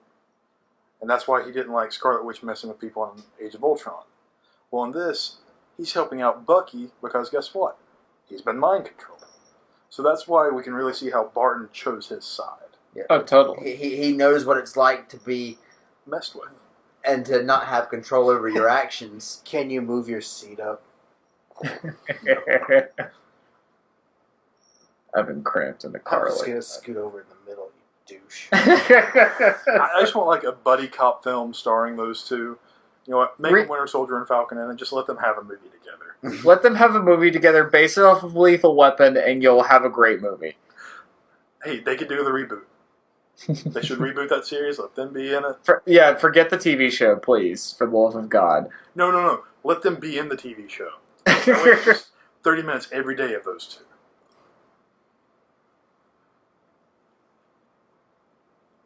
That was awkward. I realized that Sam and Winter Soldier are in the car. This look that they give Cap, Then you have his boys in the back, and they're just like, ah. my nigga. That's exactly what those two looks are, though. I had to say it. I'm sorry. It's No awkward, offense to but anybody out having there. been someone who's been in like an awkward kiss situation like that, I like it because it's like I don't know. I've been there and it's fun. Like, your It's boy sweet. did good. I'm cutting y'all off again because we're about to be. What's his name? Ant-Man. I'm forgetting his name. Paul Actually, Rudd. No, not Paul Rudd. The character. Scott Lang. Scott Lang. There we go. One of my favorite intros right here. This is totally. I think I talked about this when we reviewed the movie when it came out. Now, this is us right here. Like if we were to meet these people. Yeah. This is Yeah, us. in all honesty. Captain America. How genuine is I'm Paul shaking Rudd your hand this too one? long. Yeah. I know you I know too. you too. You're fantastic. You're great. He said you're great. I almost feel like this wasn't directed or scripted. It's just like him actually meeting them. And he's just like, Now- oh, you're Captain America. I know They you just, know a lot of- they know a just lot of let Paul secrets. Rudd out of the van and just let him improvise because he's a master at it. He wasn't even supposed to be in this movie. They just found him on the side of the street and dragged him into the set. They gave him coffee. Or they stopped by Baskin Robbins on the way there. That's what Barton did. He stopped by Baskin Got him Robbins. a hot pretzel. Got him with them peach smoothies.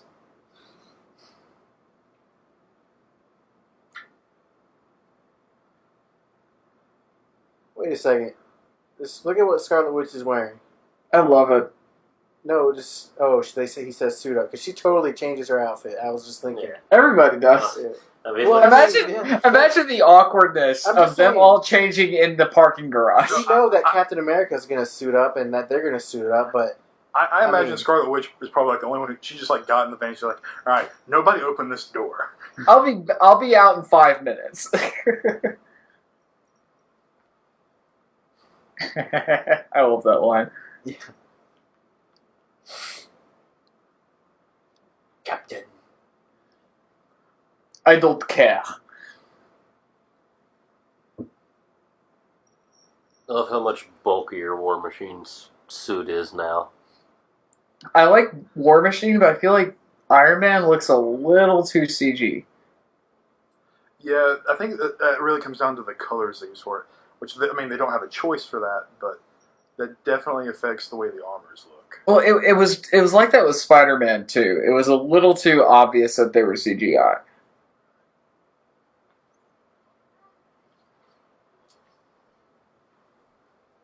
Underoos. Underoos.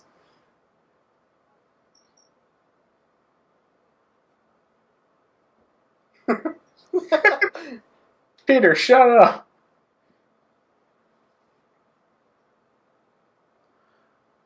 I feel like there are some like really awkward shots here though, because it does look like the background is just Flat. yes.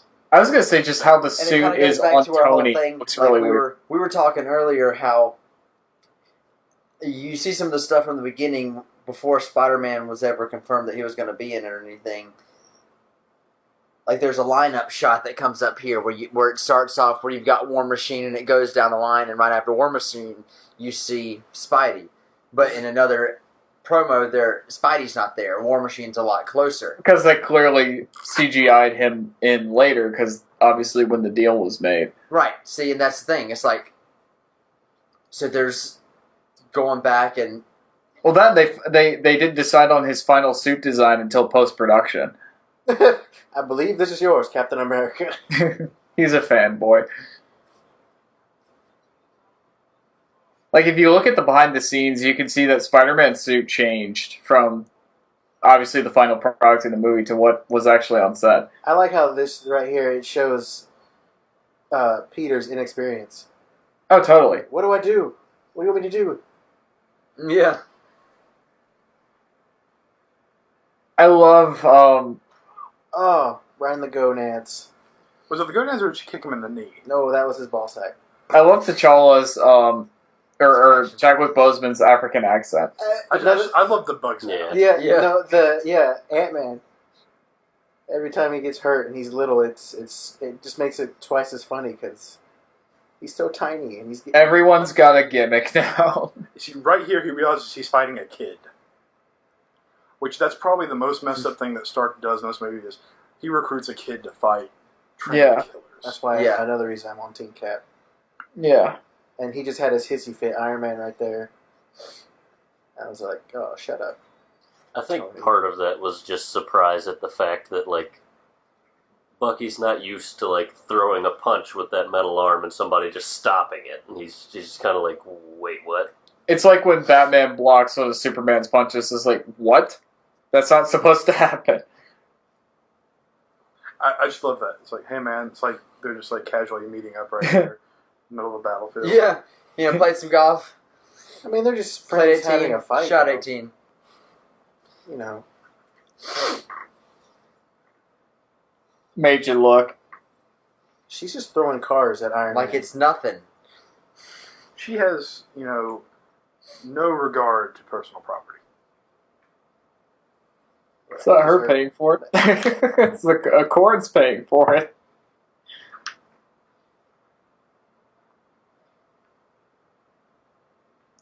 I love the eyes on Spider-Man. Yeah. I do too, how they are animated. I love that. See, Like, it works. Like, Deadpool showed you can do it in a cartoony fashion and it works, where this, it's like you can do it in a practical sense and it still works.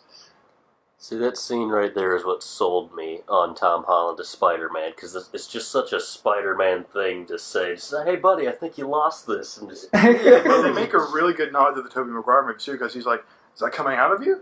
yeah. Like, kind of like, just pointing out Oh, the totally. difference between those. Tip of the hat. Yeah. And I never noticed it before, but he's actually like messing with Yeah, the it's- gauntlet to control Red Wing. That's me and you, Phil. I hate you. Love you too, Sean. Oh, they broke his toy.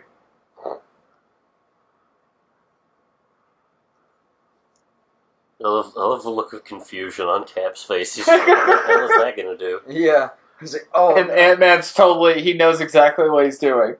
I thought it was a water But truck. nothing beats War Machine. He's like, "Oh, come on." Oh yeah, who's gonna spot the Stairmobile? The what? The Bluth Stairmobile from Arrested Development. It's in the airport. Yeah. Yeah, it is. Right here. I have no idea what you're talking about. There it is, right there. If you watch Arrested Development, it's a nod to Arrested Development. Yeah. Because the Russo brothers, I think, co-created and directed a good number of episodes, as well as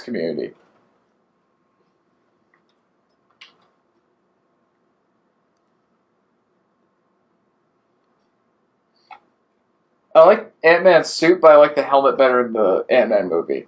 No, I like this one better. This doesn't have like the pipes and stuff on it.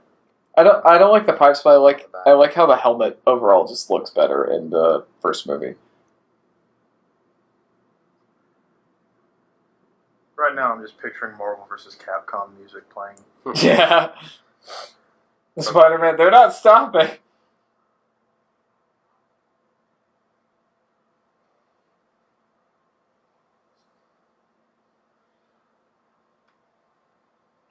I do want to note, even though Tom Holland was not in the shots necessarily, he did do all the mocap for this. It's not just a CG character.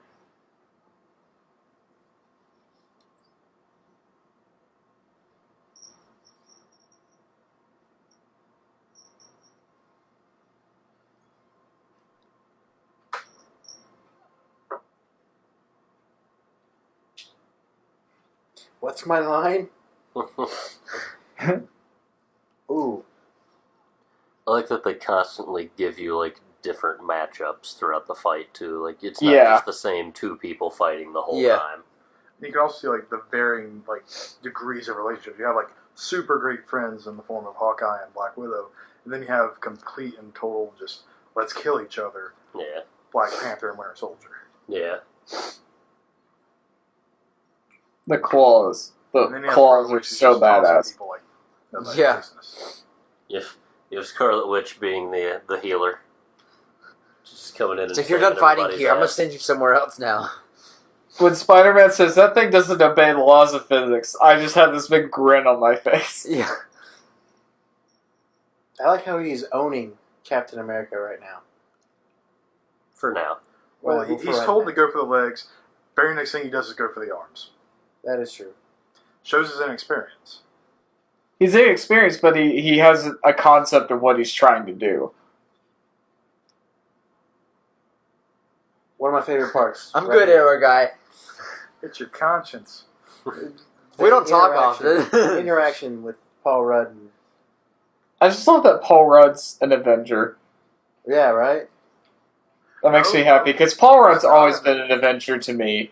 He didn't get to make it onto the team because the team fell apart. Yeah, that's true. Still, But we'll have. he's in the Marvel movies, in the Marvel Cinematic Universe. He's part of what will probably be the Secret Avengers.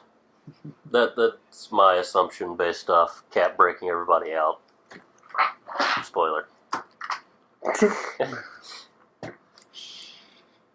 Well, we talked about it. Fuck spoilers.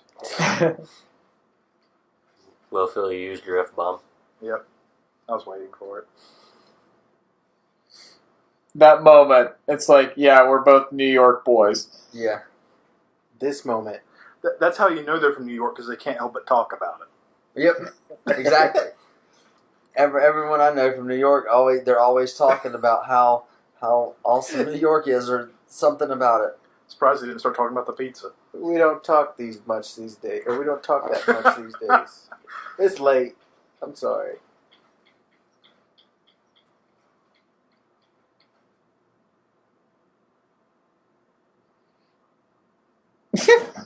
It's that scream Paul Rudd makes as he's flying out of Iron Man.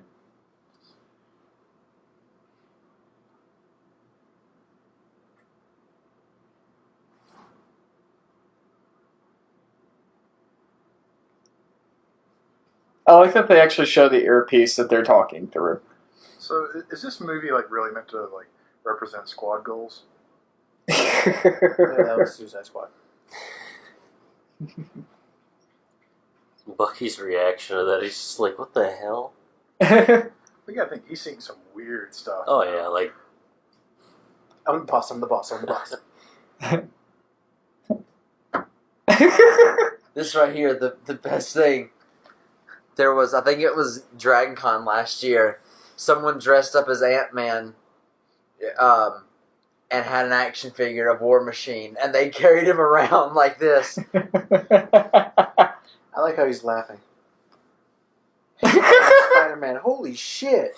He's got that look on his face like every kid had when they decided they were going to be Godzilla and all their toys were going to be people. And they're holding one of them, they're like, oh! He just chucked War Machine.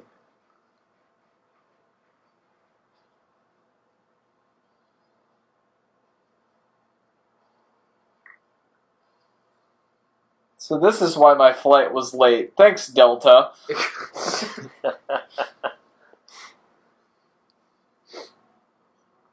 I love how he just casually breaks the wing off of a plane. And then, obviously, we get the beautiful Star Wars reference coming up. Oh yeah, I love it. Yeah. From the character who hates Star Wars. Wait, what? In the comics, Peter Parker doesn't like Star Wars. Well, they're clearly fixing that because Disney owns Star Wars. That is new information for me. I'll have to try and find out which issue it is, because I remember reading it once. I don't remember reading it at all. Spider-Man is swinging on War Machine. That's just so cool. Like, you know, when, like, the first Avengers came out, we were like, you know, we dreamed of Spider-Man eventually being part of the action. We're seeing it. Yeah. It took long enough, though. It was worth the wait. Thanks. Oh, totally. It was something that was near impossible we thought would happen, and here it is. And I love this right here. He, like, literally destroys the entire bus before it even gets around to him. It just shows you how much ammo this dude's packing. That's what she said. That's the U.S. government paying for that. They don't fuck around. You've already used your F word, sir. I will use it at my will. Even the way Tom Holland crawls.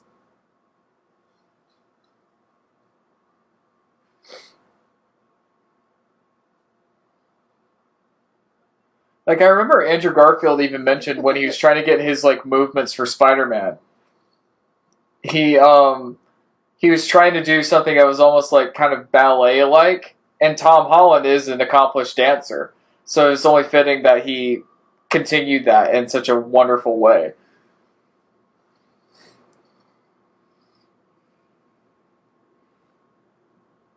Don't you hurt, Scarlet Witch.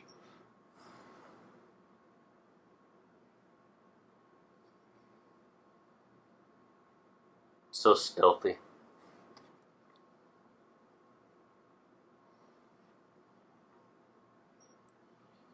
Thanks, Nat. That really old movie. I didn't carbon date him.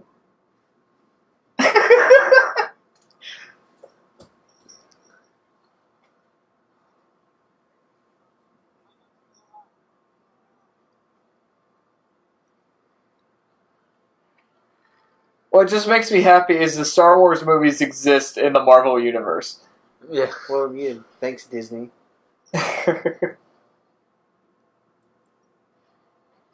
Ooh.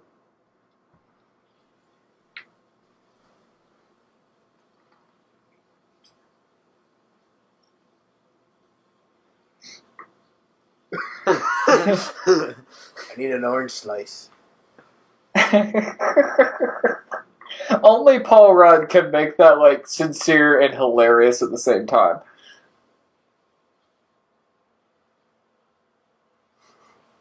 Guess who?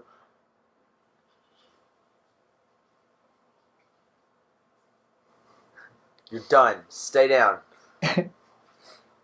I'll call Aunt May.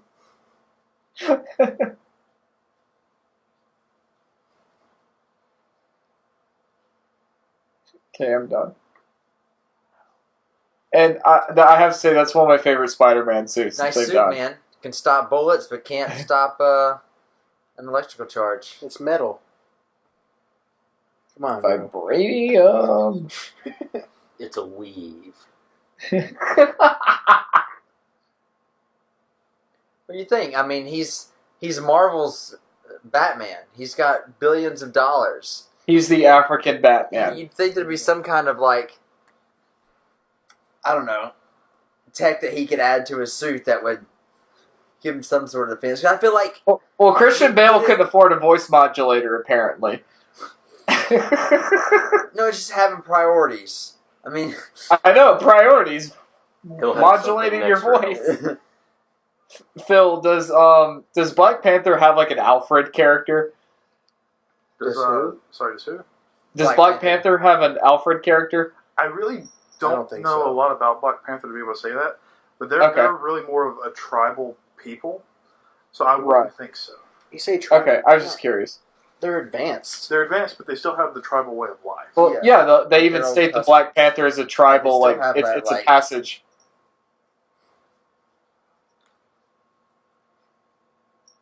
It's like it's passed from one generation to the next.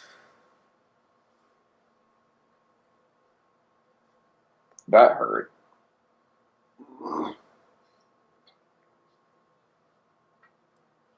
I like that you see Falcon actually trying, like actively trying to help catch him. Well, Yeah. it goes back to the Winter Soldier. In that movie, you hear him talk about how he lost his wingman, Yeah. and then he sees Rhodey, who is a fellow airman, go down. He's plummeting, and he's probably trying his hardest to reach him to prevent that from happening yet again. Yeah. And at this, and you know, at the same time, they're not out for blood. No, we hear that. They're even like, we're holding back. They're just trying to kick each other's asses enough to disable one another, not necessarily to harm or permanently damage or Yeah. kill one another. Just wear you out. Okay. I'll say this, in that moment, though, it made sense for Tony to obviously just be like, screw it, I'm just going to blast you. But it's just like, I just feel like, obviously, what later culminates into Tony, I feel is just, he completely is a loose cannon, and this is exactly why he wasn't originally put on the team. He's like, at a certain point, he kind of throws reason to the wind, and he's just like, fuck it. I'm going to go and just beat this person down.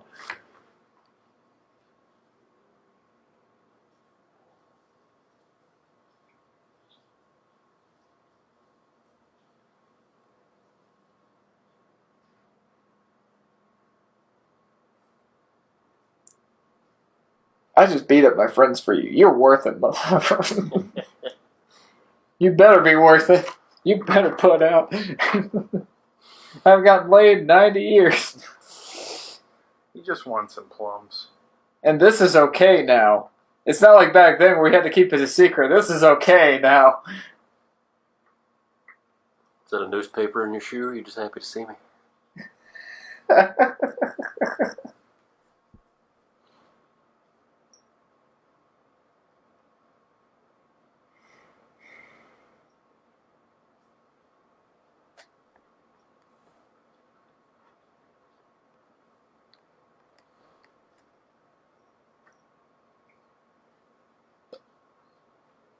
Well, that Paul Bettany finally gets to play a character and not just a voice. Well, he went from having like the easiest role where he just sits down for 45 minutes and records lines to having to put on like a full rubber suit And like makeup. hours of makeup. Yeah. But still, it's cool to see him stretch those Oh yeah. legs. Yeah, I'm glad they actually went through with having him do the physical version instead of casting someone else. It was Yeah. a really good way to transition a character too. Having Jarvis being an AI from the beginning really set up well for Vision. Yeah. Yeah. Like in its own way, it has it's its own character. I mean, yeah, it was an AI in the beginning, but you got to see its own character progression go. Like you got to grow with Jarvis because Jarvis got smarter throughout the Iron Man movies, and now to see what. And you also have He was a techie version of Alfred. you have like the connection with Stark because he's in Iron Man 3. He's like, "Don't leave me, buddy." When his suit fails him, he's literally without him. He's just like alone and afraid. Gonna interrupt you again. Well, Right here. okay. So glad we get to see the raft. I was surprised. Yeah, I wasn't expecting that at all. I wasn't either, but I'm glad they did this. Listen, just to hop back to Jarvis for 1 second, there's a moment in the first Avengers that really, to me, solidified the dynamic between Tony and Jarvis. This is just like when they're fighting out the Shatari and the various like forces that are coming down in barrages. And Tony's like he's shouting out commands to Jarvis, and Jarvis is like he's like full power to this, and Jarvis is like, it's already there, go for it. They're a team. Yeah. They're a team. Like even though Jarvis is an AI, he knows what Tony's probably going to want to do, and he already like diverts power. He's a strategist too. And they joke back and forth. I mean, in that movie, Oh, yeah. he's joking about. You ever heard of what's that whale story? Jonah. Jonah. Yeah, sorry. He's joking about Jonah. He's like, I don't think that's a good idea. He gets a lot more personality. Yeah. I just like seeing the two of them playing together, and then him growing from, not just being the butler AI to being like, he's in there with Tony on the field to now he's his own character. I mean, and if you've watched any of Agent Carter, Jarvis was a real person. Yeah. And we can pretty much say, that's where Stark got the idea for the AI, is from his personal butler, who he assumedly cared a lot for.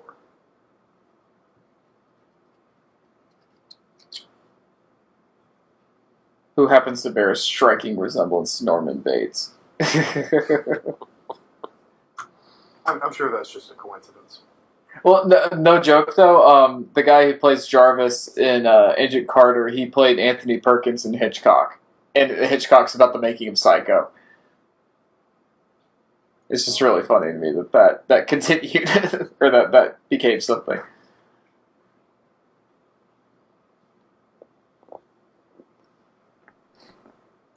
See, what I love about this is you think his entire plan is just to get these super soldiers, Superman, there, and then it's poof. He's killed them by the time they get there.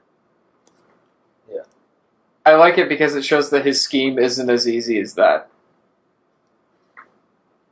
He's not just the cut and dry cardboard villain. He has a purpose to what he's doing. and since everyone listening in the room has seen this, can we technically blame all these events on Black Widow? Because of her releasing all those information in Winter Soldier, that he got all this information to go out and just start finding all of it.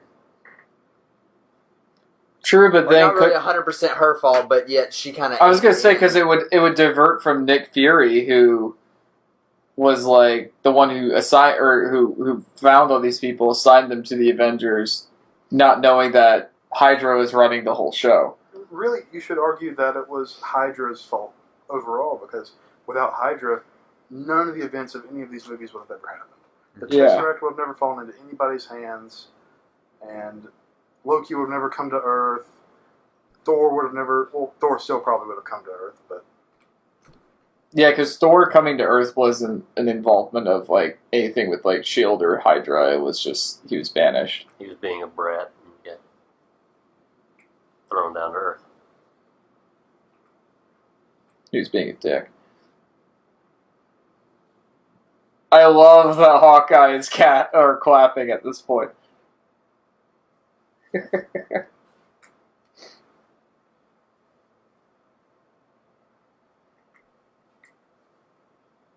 Part of me kind of wanted Justin Hammer to pop up in one of these cells.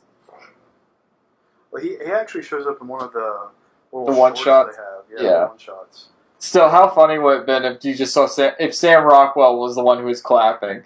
I would have brought his gay lover in too, and that would have gone into a whole other slew of things with that character. What? True. If you watch one of the Marvel one-shots, Justin Hammer is there, and he's basically got his own, I guess, prison bench. I think I don't know if he's here, but he's in prison. He's very clearly in prison. Who are you? Come on, man. Star-Lord, man.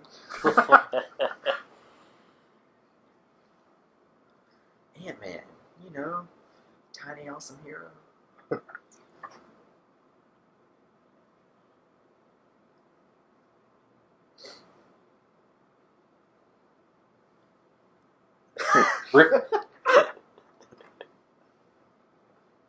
Riggs, I'm too old for this shit.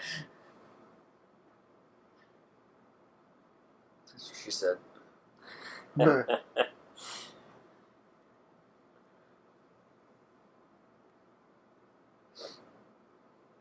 Yeah, you did, you dick. See, this brings up something that bothers me with the third act. Or the closing of the movie. Tony is clearly he's revealed that everything Cap is doing or suspects is right. And then at the end, he just kind of goes, "Well, he killed my mom," and he just goes on this revenge spree, even though he clearly knows that Bucky was not Bucky when all the shit went down. Donald Trump. I think in general, if anybody were to find out that somebody killed their parents, they probably wouldn't be in the most rational of mindsets. I get that, but at the same time, if the entire conflict of this story is about taking down Bucky, and he realizes, oh, Bucky's not the bad guy, even then it would just be like, don't let him near me. I don't feel like he would just immediately throw everything to the wind and then just go do it. That's why I have a problem with how Tony Stark is handled. I don't know, Tony's never shown to be the most he's never shown to be this rational kind of guy. He blows things out of proportion. He's a drama queen. I think in some sense, Stark is probably the most rational. Because he's always looking at everything from a scientific point of view. And that's why everything is so drastically different here, because he loses that rational thought. And I don't know. To me, it kind of harkens back to Anakin Skywalker slaying all the Tusken Raiders because they killed his mom. Yeah. It's just kind of I get the emotion behind it, but it's just I don't know. Especially in this context, because it's clear that Bucky was a sleeper soldier. He had no control over what he was doing. Stark clearly knows that, but doesn't care and is willing to just do whatever it takes to kill him. It's not going to change anything. His parents are still going to be dead. And I understand that you throw rationality to the wind with that, but I still think it's just kind of I don't know, it's kind of ridiculous. It's a breaking point, kind of. Enough is... But why wouldn't he have just attacked Zemo? Snaps. Why wouldn't he just attack Zemo? Because Zemo's not the one that killed his mom. I understand that, but at the same time, Zemo's the one who's pulling the strings and everything. Even then, it's just he should just go directly attack Steve. And I know they get into conflict, but they get into a conflict because he's trying to attack Bucky. It's just attack Steve because Steve withheld this information from you. I understand Bucky was the one who pulled the trigger, but at the end of the day, it's just it wasn't actually Bucky. It was mind-controlled Winter Soldier Bucky. And I understand it's it's the same person, but it's not really. And I feel a guy who is of science would, even, I don't know. That's just something that bothered me about this. That, and I don't like that the Accords were kind of a red herring in this movie. Which is, that's actually a good thing to point out, too. Because that's really what the conflict is about. Bucky's really supposed to be what's the actual side point. But it flips. And Bucky, who was supposed to be just this minor aspect of it, suddenly becomes the main focal point. And the Accords becomes completely thrown to the wayside. Because the Accords are initially the reason why they're fighting in the first place. It's not Bucky. Bucky just happens to be the thing that pushes everything to the breaking point. Yeah.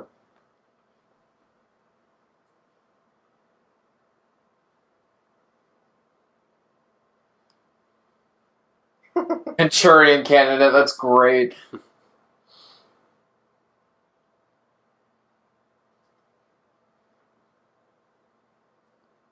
I don't know, I guess the thing that just bothers me about Tony just going off the deep end with this, that seems like something that pre or in Iron Man 2 Tony would do, but not this Tony. That just seems kind of it's Tony does irrational things, but that's just off the deep end irrational for him, I feel like. Because Zemo didn't kill his mom or kill his parents, but at the same time, it's Zemo's the one who's clearly the string puller here, And back then, Zemo's not the one that caused him to take out the orders and kill. Oh, totally. But it's just Zemo is the one who's causing all of them to fight, more or less. And also, this is another reason why it was so difficult for me to 100% choose to side with Cap, because again, just from an emotional standpoint with Tony, just look at what he's gone through with this movie. And with the ones prior to, there's so many things that's just bogging down on him.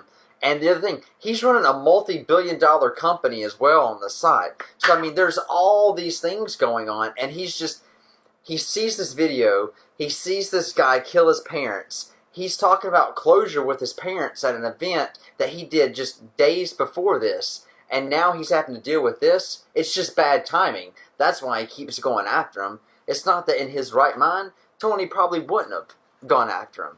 But it's everything that led up to these moments. He's only human. No, I get it. It's just to me, it just seems too much into playing into the villain's master scheme. But that's all they've done all movie. Every step of the way, it's all been planned. True, but I feel like at this point, it's just like, wouldn't this be like, okay, we need to be better than this. This is what he wants. That it's kind of like if Luke did take his lightsaber and kill the Emperor right then. That's what the Emperor wanted. Because he would have proven Luke. Yeah, because Luke would have proven him right. Where Luke was like, "No, I'm not going to do this."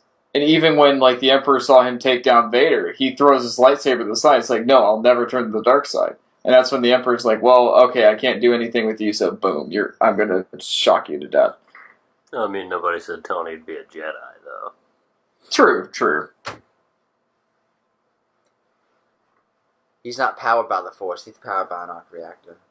No, he's not. Well, he got that cut out in Iron Man 3, so he's just Regular an man. alcoholic.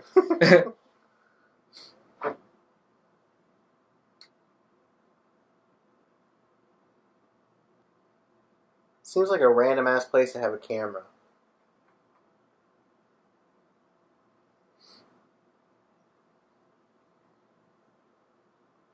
Well, those woods are powered by the magic of It was, plot. clearly, it was faked like the moon landing. I was going to say, it's a portal to the Upside Down.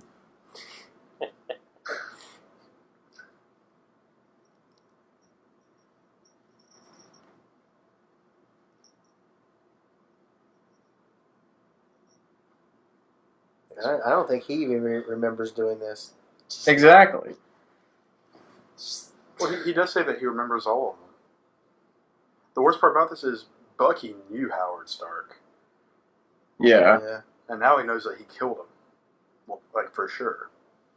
And now Bucky has to choke a bitch.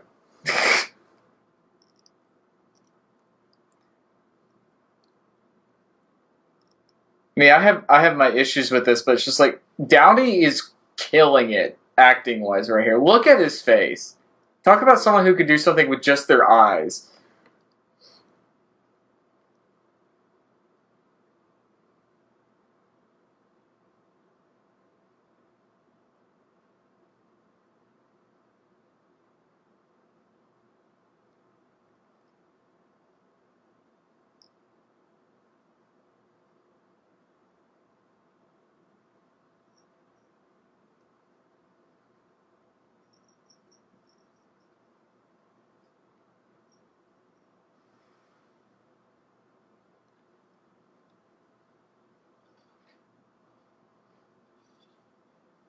I guess another angle that could be looked at with the reason why Tony's going after Bucky isn't so much because it's Bucky, but it's just like he is so hurt and betrayed that Cap withheld that information that he's willing to like take the one thing he has away from him. And also, he's actually seen him. He watched him do the killing. It's not like he just heard about it and it's in Yeah. He sees every bit of it.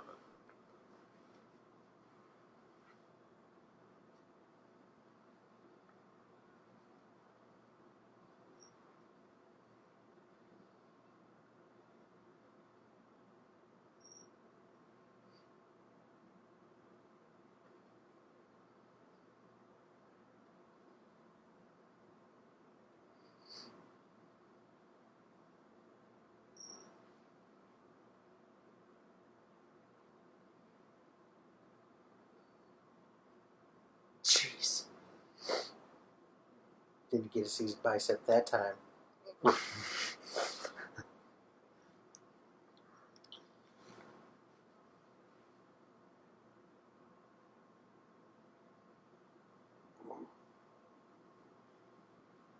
What's the name of the new AI? Friday. What? Friday. Okay.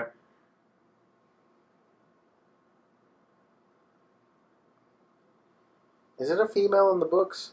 Yeah, he actually goes through several female incarnations. At one point, he even has one called Pepper, named after Pepper, obviously. Obviously. Fuck you, Sean. His love for the spices. You've already used your F word. God, y'all are killing it. That's like number 3 for you. Fuck you, it's number 3. Great. No way he has that good aim by himself. Maybe he practiced. Maybe he practiced with Hawkeye. Why is he Well, he's an arms dealer. I have a feeling he's a decent shot. Yeah. He has anger aim. Yeah. Anger aim, that's what it is. I sense the dark side within you. Something, something, something dark side. Kitty.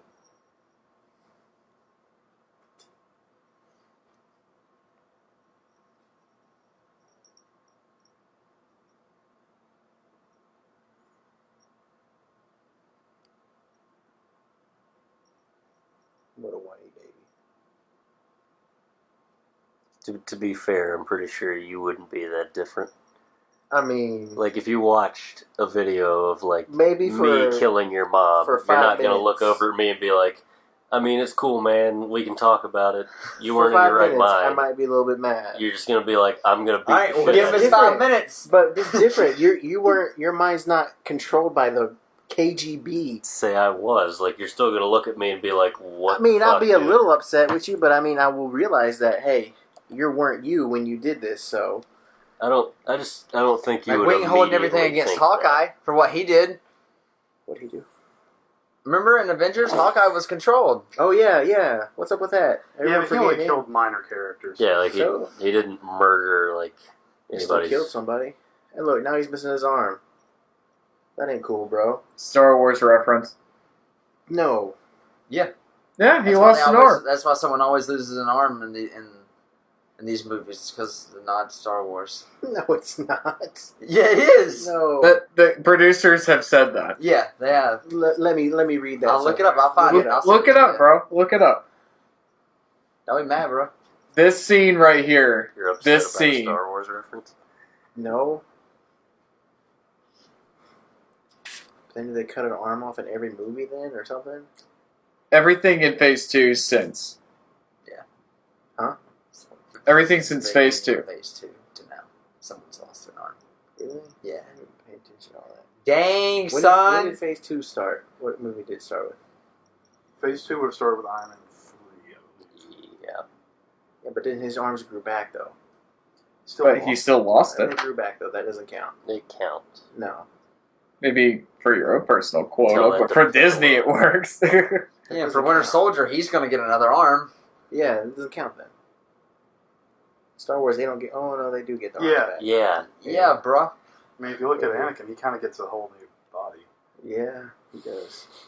All new appendages. Except one. Dude, he has to Where it replace his arm counts. like 3 times. Twice. I just like this scene with Zemo because it flushes him out as a villain. He's not just a single serving like villain. He actually has depth. He has reasons. And T'Challa sits there and listens to him. Yeah. It's not just like listen to my evil scheme. It's like I wanted them to suffer like I did. Yeah. I love Black Panther's line that he delivers where he gets ready to shoot him, and he's just like, the living's not done with you. Yeah. That's something a tribal person would say. I'm not making fun. I believe that that's the truth though. Like someone Right. who from an advanced civilization but holds on to their tribal ancestry. Hey, weren't you arguing against that earlier?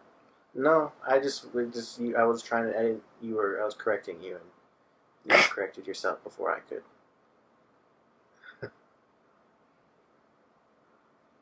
But you're going to take the easy way out.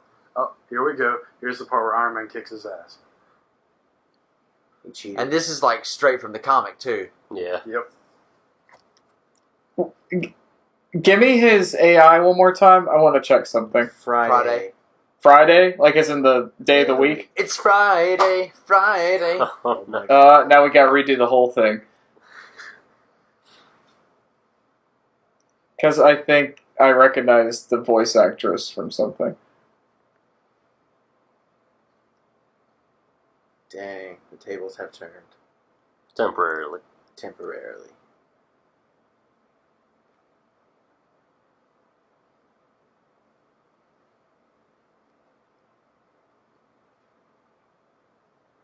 He should have known better than to say that. He knew Captain wasn't going to stay down.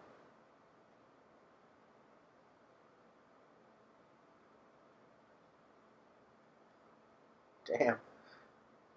What a badass. I straight up was thinking they were going to pull a Batman and break his back over his knee.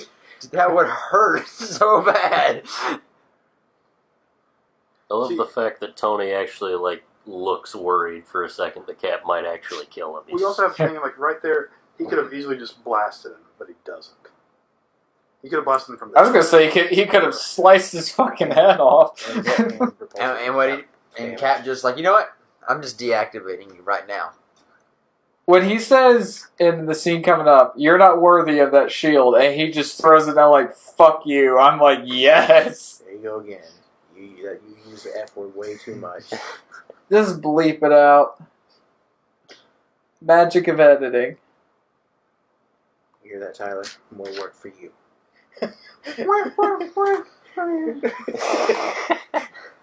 I mean, we could just drop 5 of them in a row, just rapid fire. What if we bleeped out those words with that word? We have to go deeper. Fuckception. Oh my god, there you go again. He's like, "Here, you can have it." I just love that. You're not. Take My it back. father made that. Here, you can have it. I don't want it. That's not what this is about. It's about me helping my friend here. My real friend. I will admit that was a part that I thought was just pretty dumb, especially since he didn't really, care that much about his dad. Yeah. At that point, he's just trying to salt a wound, more or less. Yeah, he's salty. And Cap's just like, "I don't care." Look, now he's in D36. What happened to the other ones? Who's in between? Right? How many people did they capture? What's going down? Kind of looks like those Sinister Six containers from Amazing Spider-Man 2. Yeah. And now John Watson is interrogating him. Oh, I Bilbo. have my sympathies No for one him. watches that lame show. I'm just kidding. I'm giving you a hard time. Sean, I was about to say, that lame show gave you Bilbo and Sherlock Holmes. And Doctor Strange. Have any of y'all seen Fargo? Was he not in the Lord of the Rings? Did he not play? Oh no, that was He's Bilbo in the Hobbit movies. Yeah. no. But I'm talking in the Lord of the Rings. No. No, he wasn't. When they had a flashback, that wasn't Nope. him either. No. They use the same guy. It's just Ian Holm with makeup. Smaug is Doctor Strange. Mm-hmm. There you go. Dr. Smaug, Khan, Strange. I'm really wondering what they're going to do with Brody's character now. I don't know if his contract is up and they're just going to abandon Don Cheadle in these movies, or if he may actually get some more permanent mechanical appendages. Iron Chair. I hope so. I like Don Cheadle. I like him too, but I don't. What purpose would he serve in the Infinity Wars? To remind us of Tony Stank. Okay, yeah, but that's Well, I mean, That's it's it. not like War Machine's completely helpless. He kicks ass. kinda. And he does become pretty cyborgish. Yeah, see, this goes back to your thing, Mike. He's talking about his missions Yeah. on his armor.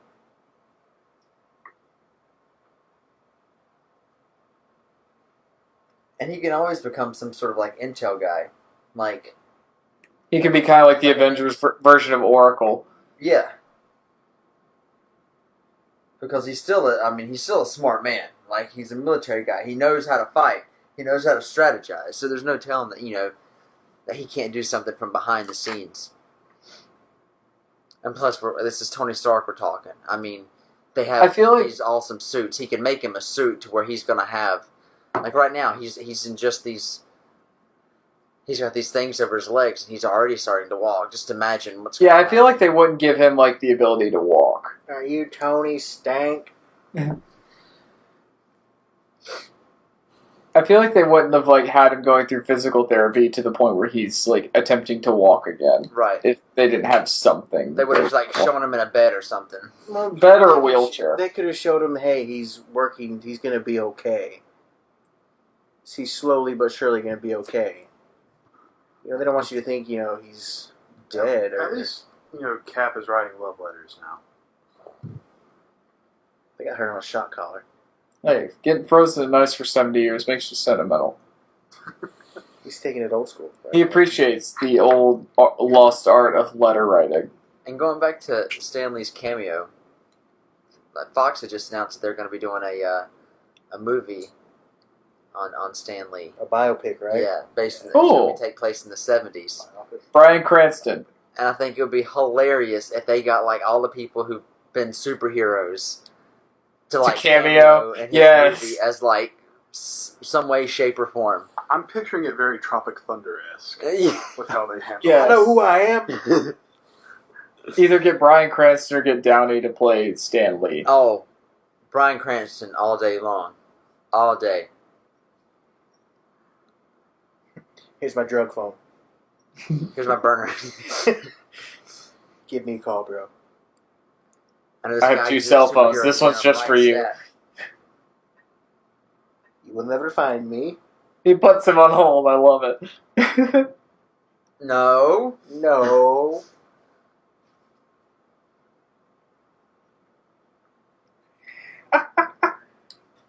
Got that pebble.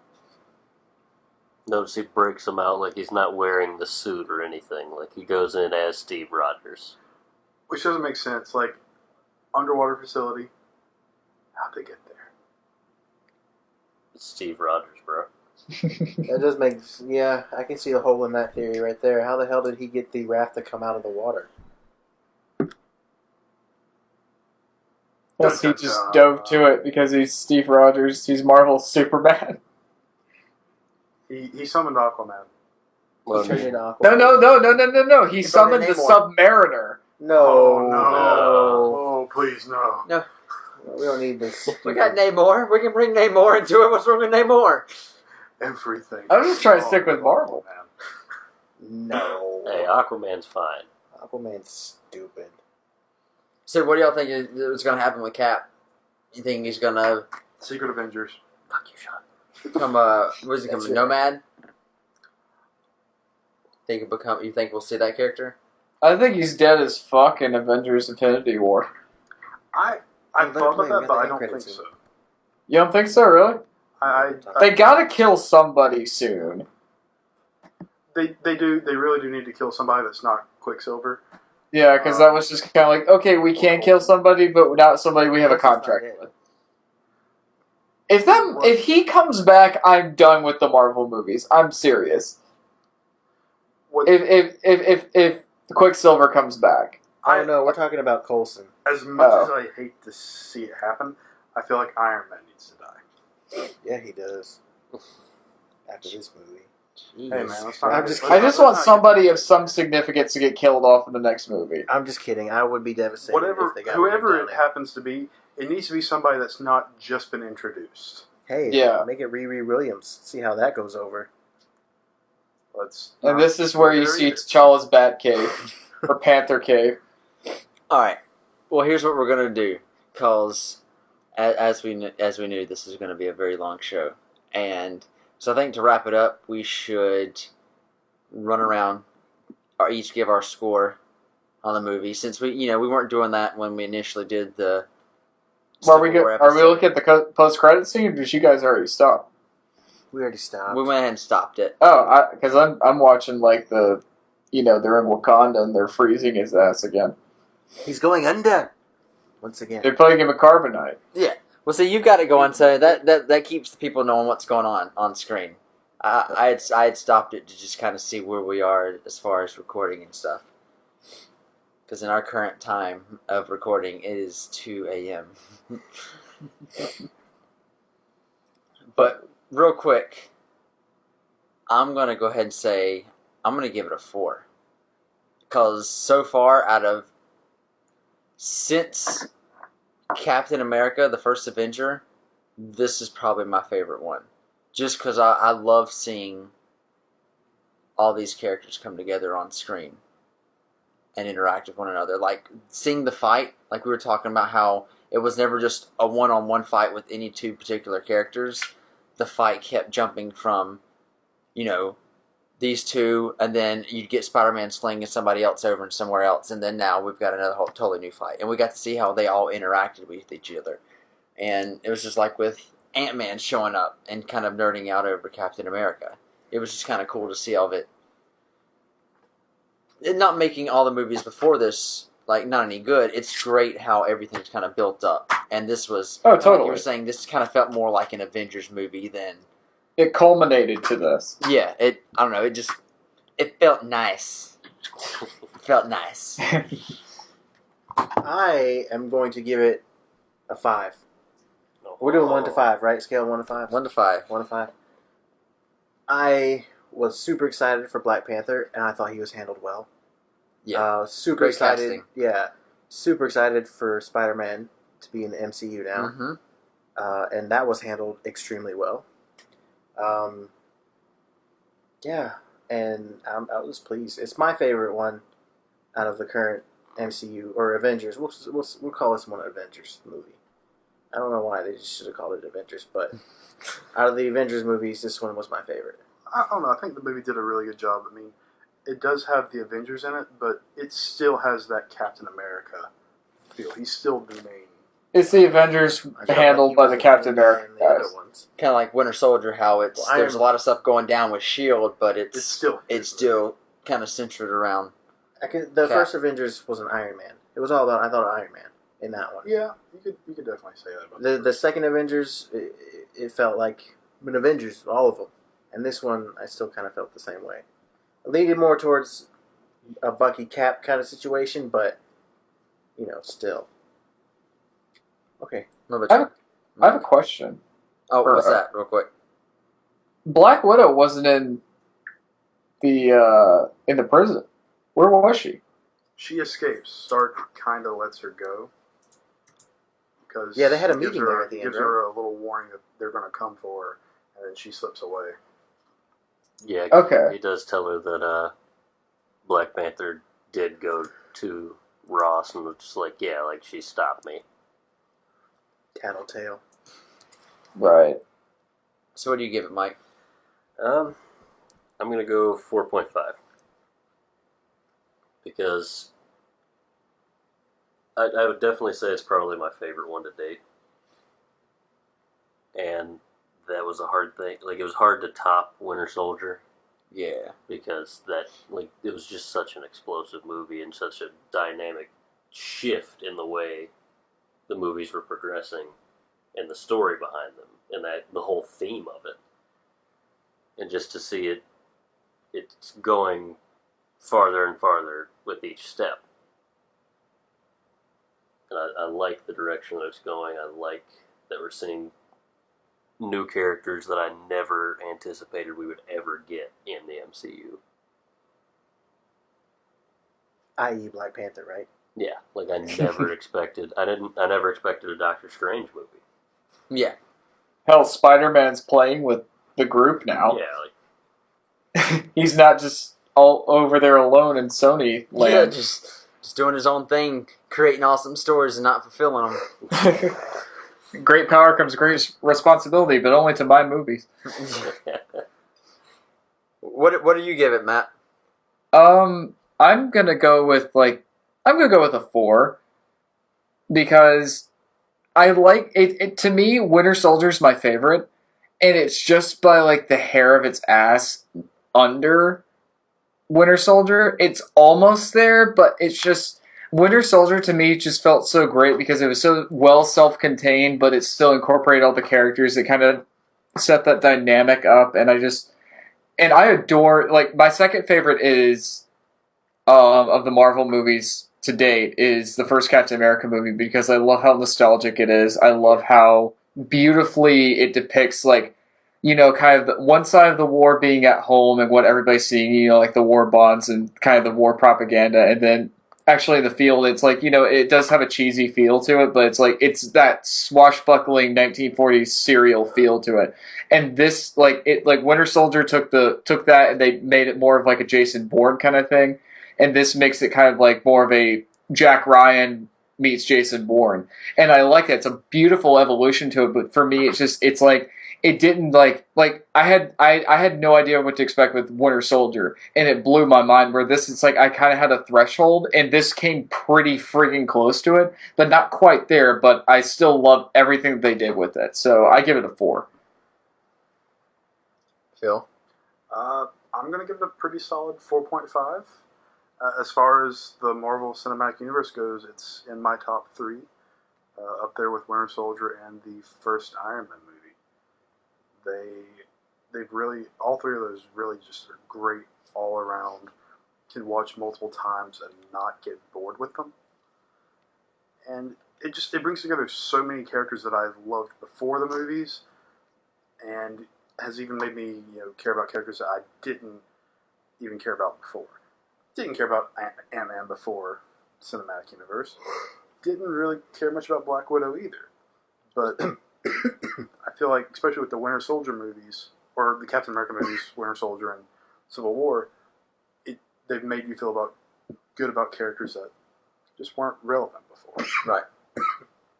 And it's cool to bring some light to Sorry. Sean's dying. We already did Suicide Squad. It's stuck in my throat. It's still there. It's Tony's memories of his parents. It's Bucky choking him. I'm okay. Like he choked, Everyone. yeah.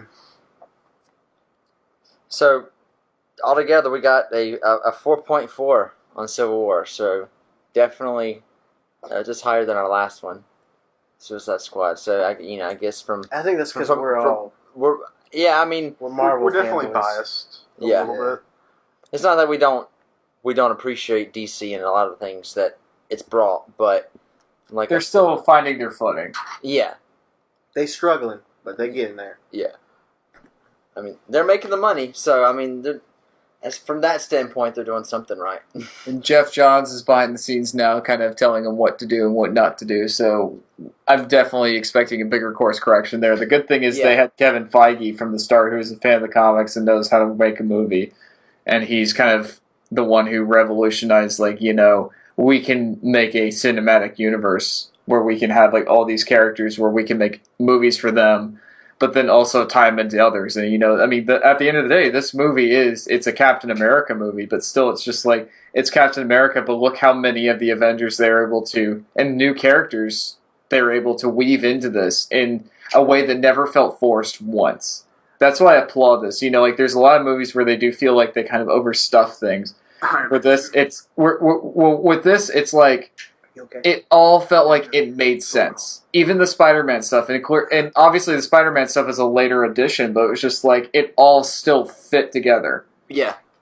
If no one else has anything extra to add into it, I think we're going to It's time for bed. to end this discussion on Civil War.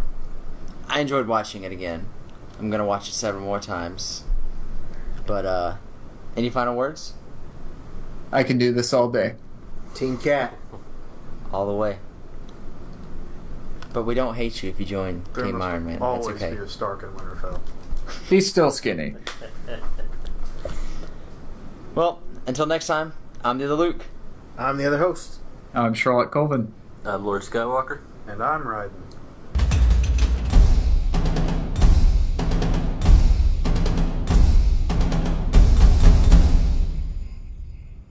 And we can do this all day.